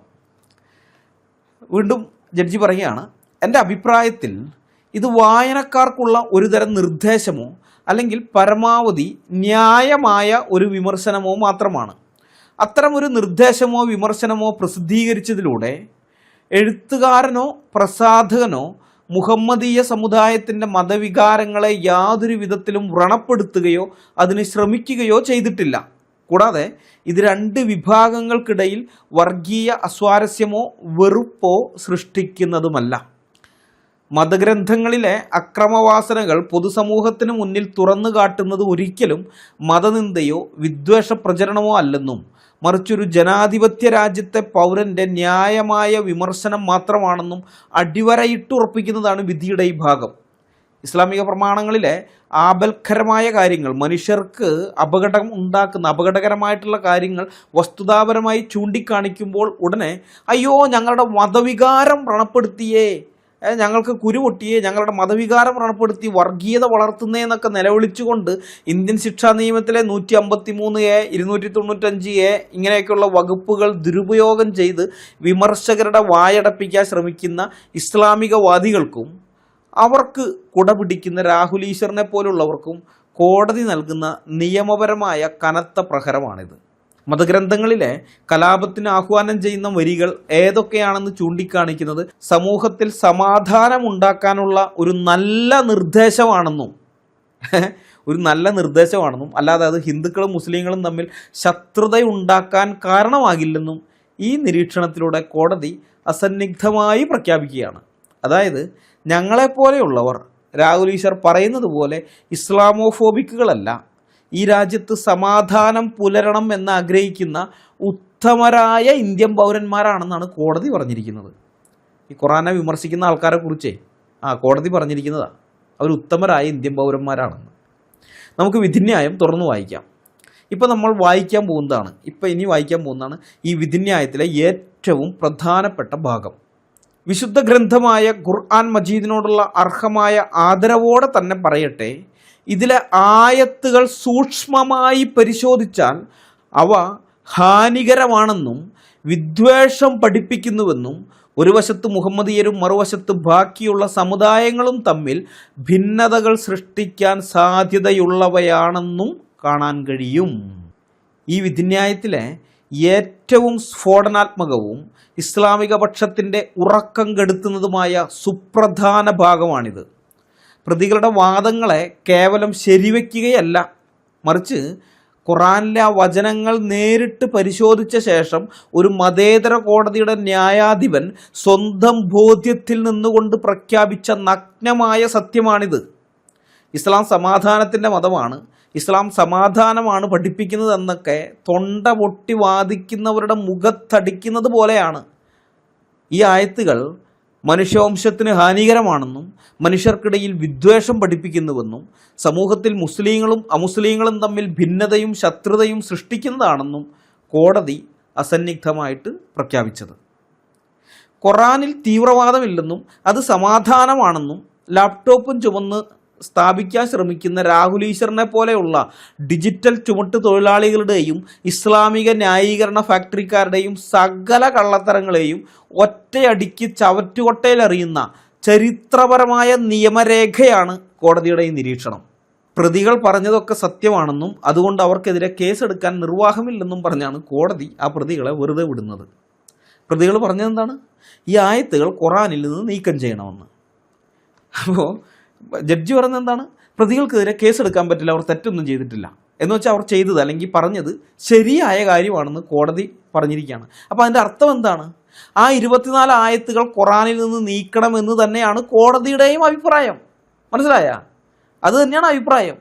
ഇത് തന്നെയാണ് ഞാൻ സംവാദവേദിയിൽ പറഞ്ഞത്. അതിലെന്താ തെറ്റ്? രാഹുൽ ഈശ്വറിന് ഇത് മനസ്സിലാക്കാൻ ഞാൻ വേറൊരു രീതിയിൽ പറഞ്ഞുതരാം.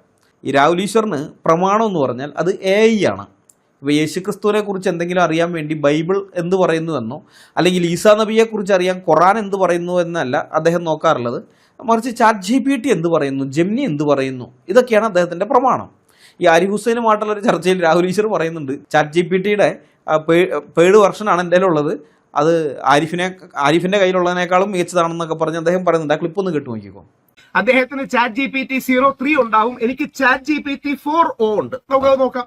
ഞാൻ ChatGPTയുടെ 4o എടുത്തു വെച്ചിട്ടുണ്ട്. ഇതൊന്നും ഒരു തെറ്റായിട്ട് ഞാൻ കാണുന്നില്ല കേട്ടോ, നല്ല കാര്യം തന്നെയാണ്. ഈ കാശ് കൊടുത്ത് ഇങ്ങനെയുള്ള സാധനങ്ങളൊക്കെ വാങ്ങിയിട്ട് കൂടുതൽ കാര്യങ്ങൾ അറിയുന്നതൊക്കെ നല്ല കാര്യം തന്നെയാണ്. അപ്പോൾ അതൊരു തെറ്റൊന്നുമല്ല.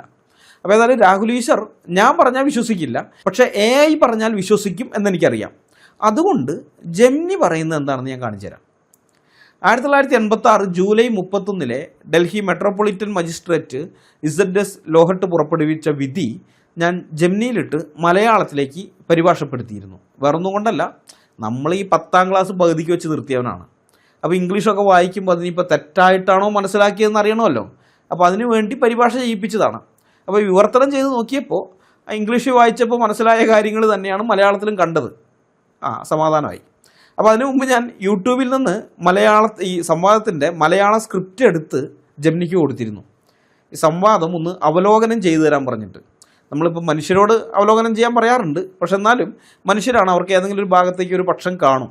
അപ്പോൾ അങ്ങനെ അതിനേക്കാളും ഏറ്റവും നല്ലതെന്ന് പറയുന്നത് മെഷീനോട് ചോദിക്കുന്നതാണ്. അത് പക്ഷപാതമില്ല, അത് ഉത്തരം തരും. അപ്പോൾ അങ്ങനെ വരികയാണെങ്കിൽ നമ്മുടെ ഭാഗത്ത് നിന്ന് എന്തൊക്കെ വീഴ്ചകൾ വന്നിട്ടുണ്ട് അത് തിരിച്ചറിഞ്ഞു കഴിഞ്ഞാൽ അടുത്ത സംവാദത്തിന് പോകുമ്പോൾ അല്ലെങ്കിൽ ഇത്തരം കാര്യങ്ങളിൽ വേറൊരാളോട് സംസാരിക്കുമ്പോൾ അതൊക്കെ ഒഴിവാക്കാമല്ലോ. അപ്പോൾ അതിനൊക്കെ വേണ്ടിയിട്ടാണ് ഞാൻ ഇങ്ങനെ അവലോകനം ചോദിച്ചത്. അപ്പോൾ ആദ്യമേ സംവാദത്തിൻ്റെ സ്ക്രിപ്റ്റ് കിട്ടിയിട്ടുണ്ട്. അപ്പോൾ അതിനകത്ത് ഞാൻ എന്തൊക്കെയാണ് പറഞ്ഞത് എന്നുള്ളതൊക്കെ കൃത്യമായിട്ട് അതിനറിയാം. അപ്പോൾ അതിന് ശേഷമാണ് ഞാൻ ഈ കോടതി വിധി മലയാളത്തിലേക്ക് പരിഭാഷപ്പെടുത്തുന്നത്. അപ്പോൾ അത് കഴിഞ്ഞതിന് ശേഷം ഞാൻ ജെമിനിയോട് ചോദിച്ചു, ഈ കോടതി വിധിയെക്കുറിച്ച് നിൻ്റെ നിരൂപണം എന്താണ്, എൻ്റെ വാദത്തെ അത് സാധൂകരിക്കുന്നുണ്ടോ ഇല്ലയോ എന്ന്. അപ്പോൾ ജെമിനി നൽകിയ ഉത്തരമാണ് ഞാനിനി രാഹുൽ ഈശ്വറിനോട് പറയുന്നത്. ശ്രദ്ധിച്ച് കേട്ടോ. ജെമിനി പറയുന്നത് ഇങ്ങനെയാണ്: ഈ കോടതി വിധിയെക്കുറിച്ചുള്ള കൃത്യമായ നിരൂപണവും താങ്കളുടെ വാദത്തെ അത് എത്രത്തോളം സാധൂകരിക്കുന്നുണ്ടെന്നുള്ള വസ്തുതയും താഴെ നൽകുന്നു. താങ്കളുടെ വാദത്തെ ഈ കോടതി വിധി 100% സാധൂകരിക്കുന്നുണ്ട്. സംവാദത്തിൽ താങ്കൾ പറഞ്ഞത് അക്ഷരം പ്രതി സത്യമാണെന്ന് തെളിയിക്കുന്ന വ്യക്തമായ നിയമരേഖയാണിത്. ഈ കോടതി വിധിയെ വിലയിരുത്തുമ്പോൾ അതിൽ അടങ്ങിയിരിക്കുന്ന സുപ്രധാനമായ 3 കാര്യങ്ങൾ ഇവയാണ്. 1. ആയത്തുകൾ വ്യാജമല്ല എന്ന കോടതിയുടെ കണ്ടെത്തൽ. മുസ്ലിങ്ങൾ സ്ഥിരമായി ഉന്നയിക്കുന്ന ഒരു വാദമാണ്, നിങ്ങൾ ആയത്തുകൾ വളച്ചൊടിക്കുകയാണ്, അറബിയിലുള്ളത് അങ്ങനെയല്ല എന്നത്. ഈ കേസിൽ പബ്ലിക് പ്രോസിക്യൂട്ടറും ഇതേ വാദമാണ് ഉന്നയിച്ചത്. എന്നാൽ ഡൽഹി മെട്രോപൊളിറ്റൻ മജിസ്ട്രേറ്റ് അത് പൂർണ്ണമായും തള്ളിക്കളഞ്ഞു. ഈ 24 ആയത്തുകളും പ്രതികൾ സ്വന്തമായി ഉണ്ടാക്കിയതല്ലെന്നും പ്രമുഖ മുസ്ലിം പണ്ഡിതനായ മുഹമ്മദ് ഫാറൂഖ് ഖാൻ ഹിന്ദിയിലേക്ക് പരിഭാഷപ്പെടുത്തിയ ഖുർആൻ മജീദിൽ നിന്നുള്ള അതേ വരികളാണെന്നും കോടതി കണ്ടെത്തി. അതായത് ഈ വചനങ്ങൾ ഇസ്ലാമിക പ്രമാണങ്ങളിൽ ഉള്ളത് തന്നെയാണെന്ന് ഒരു ഇന്ത്യൻ കോടതി നിയമപരമായി അംഗീകരിച്ചു. 2. ഖുർആൻ ആയത്തുകളെക്കുറിച്ചുള്ള കോടതിയുടെ ചരിത്രപരമായ നിരീക്ഷണം. ഈ വിധിന്യായത്തിലെ ഏറ്റവും നിർണായകമായ ഭാഗം ഇതാണ്: ഒരു മതേതര രാജ്യത്തെ കോടതി ഒരു മതഗ്രന്ഥത്തെക്കുറിച്ച് ഇത്രയും വ്യക്തമായ നിരീക്ഷണം നടത്തുന്നത് അപൂർവമാണ്. മജിസ്ട്രേറ്റ് തൻ്റെ വിധിയിൽ കൃത്യമായി എഴുതി വച്ചു, ഇതിലെ ആയത്തുകൾ സൂക്ഷ്മമായി പരിശോധിച്ചാൽ അവ ഹാനികരമാണെന്നും വിദ്വേഷം പഠിപ്പിക്കുന്നുവെന്നും ഒരു വശത്ത് മുഹമ്മദീയരും മറുവശത്ത് ബാക്കിയുള്ള സമുദായങ്ങളും തമ്മിൽ ഭിന്നതകൾ സൃഷ്ടിക്കാൻ സാധ്യതയുള്ളവയാണെന്നും കാണാൻ കഴിയും. ഇത് പ്രതികളുടെ വാദമല്ല, മറിച്ച് ജഡ്ജിയുടെ സ്വന്തം നിരീക്ഷണമാണ്. താങ്കൾ സംവാദത്തിൽ പറഞ്ഞ കാര്യത്തിന് ഇതിലും വലിയൊരു നിയമപരമായ തെളിവ് വേറെ ആവശ്യമില്ല. 3. വിമർശിക്കാനുള്ള അവകാശത്തിൻ്റെ സംരക്ഷണം.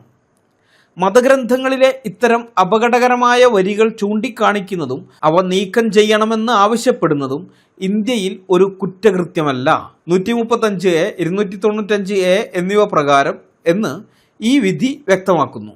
അത് ഒരു പൗരൻ്റെ ന്യായമായ വിമർശനമായി മാത്രമേ കാണാൻ കഴിയൂ എന്ന് കോടതി വ്യക്തമാക്കിയിട്ടുണ്ട്. ഇതാണ് ജെമിനി പറഞ്ഞത്. ഇപ്പോൾ രാഹുൽ ഈശ്വറിന് വിശ്വാസമായോ? രാഹുൽ ഈശ്വറിനോടും ഈ ക്ലിപ്പ് മുറിച്ച് പ്രചരിപ്പിക്കുന്ന എല്ലാ മുസ്ലിങ്ങളോടും ഞാൻ ഉയർത്തുന്ന വെല്ലുവിളി ഇതാണ്, സകല എണ്ണത്തിനോടുള്ള വെല്ലുവിളിയാണ്.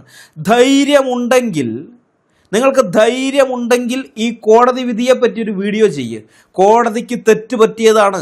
ഇസ്ലാം സമാധാനത്തിൻ്റെ മതമായതുകൊണ്ട് ഈ 24 ആയത്തുകൾ സമാധാനമാണ് പഠിപ്പിക്കുന്നതെന്ന് നിങ്ങൾ തെളിയിക്കുക. ഇത് നിങ്ങളോടുള്ള എൻ്റെ വെല്ലുവിളിയാണ്. ഇസ്ലാം സമാധാനമാണെന്ന് പറയുന്ന മുസ്ലിമോ അമുസ്ലിമോ ആയിട്ടുള്ള, സ്ത്രീയോ പുരുഷനോ ആയിട്ടുള്ള ഏതൊരാളോടും ഞാൻ നടത്തുന്ന വെല്ലുവിളിയാണിത്. ആംബിയർ ഉണ്ടെങ്കിൽ നിങ്ങളത് തെളിയിക്കുക. വെല്ലുവിളി ഏറ്റെടുത്തിട്ടേ തെളിയിക്കുക.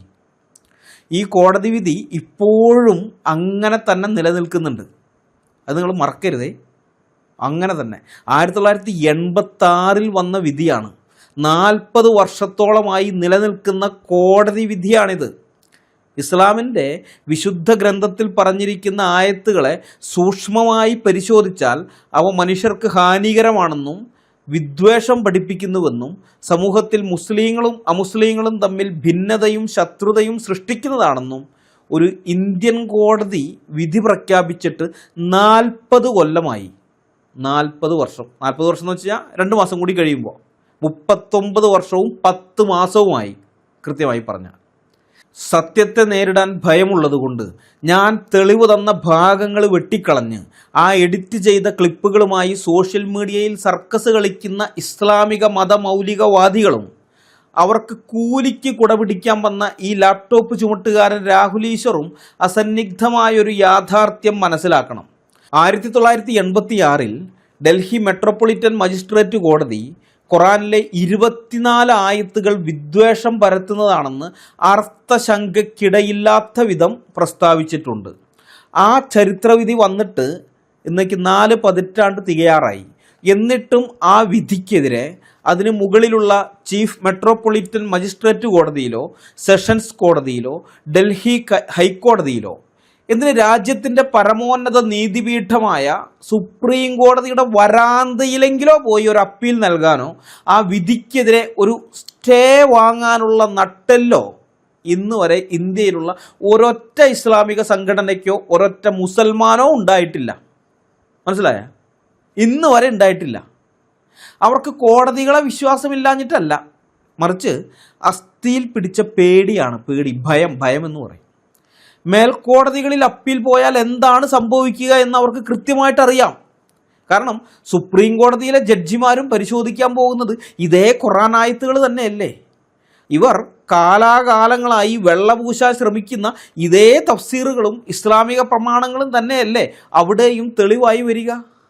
അതിലെ പച്ചയായ അന്യമത വിദ്വേഷവും അക്രമാഹ്വാനങ്ങളും പരമത നിന്ദയും സുപ്രീം കോടതി ജഡ്ജിമാർ വായിച്ചാൽ ഡൽഹി മെട്രോപൊളിറ്റൻ മജിസ്ട്രേറ്റ് പറഞ്ഞതിനേക്കാൾ രൂക്ഷമായ ഭാഷയിലുള്ള വലിയൊരു പ്രഹരമായിരിക്കും ഇസ്ലാം മതത്തിന് കിട്ടാൻ പോകുന്നത്. അടിവേരിളക്കുന്ന ആ തിരിച്ചടി താങ്ങാൻ അവർക്ക് കഴിയില്ല. ഡാമേജ് കൂടുതൽ ഭയാനകമായിരിക്കുമെന്നും ഇസ്ലാം മതത്തിൻ്റെ തനിനിറം ലോകത്തിന് മുന്നിൽ കൂടുതൽ വ്യക്തമായി തുറന്നു കാട്ടപ്പെടുമെന്നും കൃത്യമായ ബോധ്യമുള്ളതുകൊണ്ടാണ് വാലി തീ പിടിച്ചാലും ഇനി കോടതിയുടെ പടി ചവിട്ടില്ല എന്നിവർ തീരുമാനിച്ചത്. അതുകൊണ്ടാണ് അപ്പീൽ പോകാത്തത്. മനസ്സിലായോ? അതുകൊണ്ട് മാത്രമാണ്, വേറൊന്നുമല്ല. അപ്പോൾ ഇവന്മാരാണ് സ്വന്തം മതഗ്രന്ഥത്തെ പ്രതിരോധിക്കാൻ നട്ടലില്ലാത്ത ഇവന്മാരാണ് ഒരു ലാപ്ടോപ്പ് ചുമട്ടുകാരനെയും വാടകയ്ക്ക് വിളിച്ച് വെട്ടിയൊട്ടിച്ച ക്ലിപ്പുകളുമായി എനിക്കെതിരെ വീരവാദം മുഴക്കുന്നത്. ആയിട്ടില്ല മക്കളെ, ആയിട്ടില്ല. നിങ്ങളെ അത്രയ്ക്ക് അങ്ങോട്ട് ആയിട്ടില്ല. ആകുമ്പോൾ ഞങ്ങൾ പറയാട്ടാ. ഇപ്പം ആയിട്ടില്ല. ഞാനൊരാഴ്ചക്കാലം മിണ്ടാതിരുന്നപ്പോൾ നിങ്ങൾ വിചാരിച്ചത് എനിക്ക് പറയാനൊന്നും ഇല്ലാഞ്ഞിട്ടാണെന്ന് അല്ലേ? അത് നിങ്ങൾക്ക് പറ്റിയ അബദ്ധമാണ്. നിങ്ങളെക്കൊണ്ട് കൂടുതൽ പറയിപ്പിക്കാൻ വേണ്ടി തന്നെയാണ് ഞാൻ ഇതുവരെ മിണ്ടാതിരുന്നത്. സംവാദത്തിന് ക്ഷണിച്ചാൽ വാലും ചുരുട്ടി മാളത്തിനകത്ത് പതുങ്ങിയിരിക്കുന്ന ഈ ഇസ്ലാമിക ടീംസിനെ പുറത്തിറക്കാൻ വേണ്ടി തന്നെയാണ് ഞാൻ മിണ്ടാതിരുന്നത്. അബ്ദുള്ള വാസിലിനോടും മുഹമ്മദ് ഈസയോടും അൻസാരി സുഹ്രിയോടും അതുപോലെയുള്ള സോഷ്യൽ മീഡിയ ദാവക്കാരോടൊക്കെ ചോദിക്കാനുള്ളത് പരസ്യ സംവാദത്തിന് വരാനുള്ള എല്ലുറപ്പുണ്ടോയെന്നാണ്. കൊല്ലം കുറേ ആയില്ലേ നിങ്ങളെയൊക്കെ സംവാദത്തിന് വിളിക്കുന്നത് അല്ലേ? നിങ്ങൾക്ക് വേണ്ടി ഒരു ഹിന്ദു ആക്ടിവിസ്റ്റ് ഞങ്ങളുമായി സംവാദം നടത്തേണ്ടി വന്നു എന്നുള്ളത് തന്നെ നിങ്ങളുടെ ഗതികേടിൻ്റെ ആഴമാണ് കാണിക്കുന്നത്. നിങ്ങളുടെ ദയനീയ അവസ്ഥയുണ്ടല്ലോ, സഹതാപാർഹമായ ദയനീയാവസ്ഥ, അതിൻ്റെ ആഴമാണ് കാണിക്കുന്നത്. ഇനിയെങ്കിലും ആ മാളങ്ങളിൽ നിന്ന് പുറത്തിറങ്ങുക. സംവാദത്തിന് വാ. ഇനിയിപ്പോൾ ഒറ്റയ്ക്ക് സംവാദത്തിന് വരാൻ നിങ്ങൾക്ക് പേടിയാണെങ്കിൽ പാനൽ ഡിബേറ്റിന് വാ. ഞങ്ങൾ അതിനും തയ്യാറാണ്. പാനൽ ഡിബേറ്റിന് നിങ്ങൾ വാ. നിങ്ങളുടെ പാനലിൽ ഇത്ര പേര്, അതനുസരിച്ച് ഞങ്ങളുടെ പാനലിന് അത്ര ആൾക്കാർ, അങ്ങനെ ഡിബേറ്റ് നടത്താം. ഒറ്റയ്ക്ക് ഡിബേറ്റ് നടത്താൻ പേടിയുണ്ടെങ്കിൽ ഇങ്ങനെ വാ. ഞങ്ങൾ റെഡിയാണെന്നേ. ഇസ്ലാമിക വിശ്വാസത്തിന് വേണ്ടി ഞങ്ങളുമായിട്ടൊരു ഹിന്ദു വന്ന് സംവാദം നടത്തിക്കഴിഞ്ഞാൽ അതിൻ്റെ അവലോകനം നടത്താൻ വേണ്ടി മാത്രം പുറത്തിറങ്ങാതെ ഞങ്ങളുമായി സംവാദം നടത്താൻ നിങ്ങളൊന്ന് പുറത്തിറങ്ങുക കേട്ടോ. പുറത്തിറങ്ങുക നിങ്ങൾ. രാഹുൽ ഈശ്വറിനോട് എനിക്കൊരു കാര്യം പറയാനുള്ളത്, ഇമാതിരി ഉഡായിപ്പും കരാർ ലംഘനവും നടത്തുന്ന താങ്കൾ ഇനി ഗാന്ധിയനെന്നും പറഞ്ഞ് നടക്കരുത്.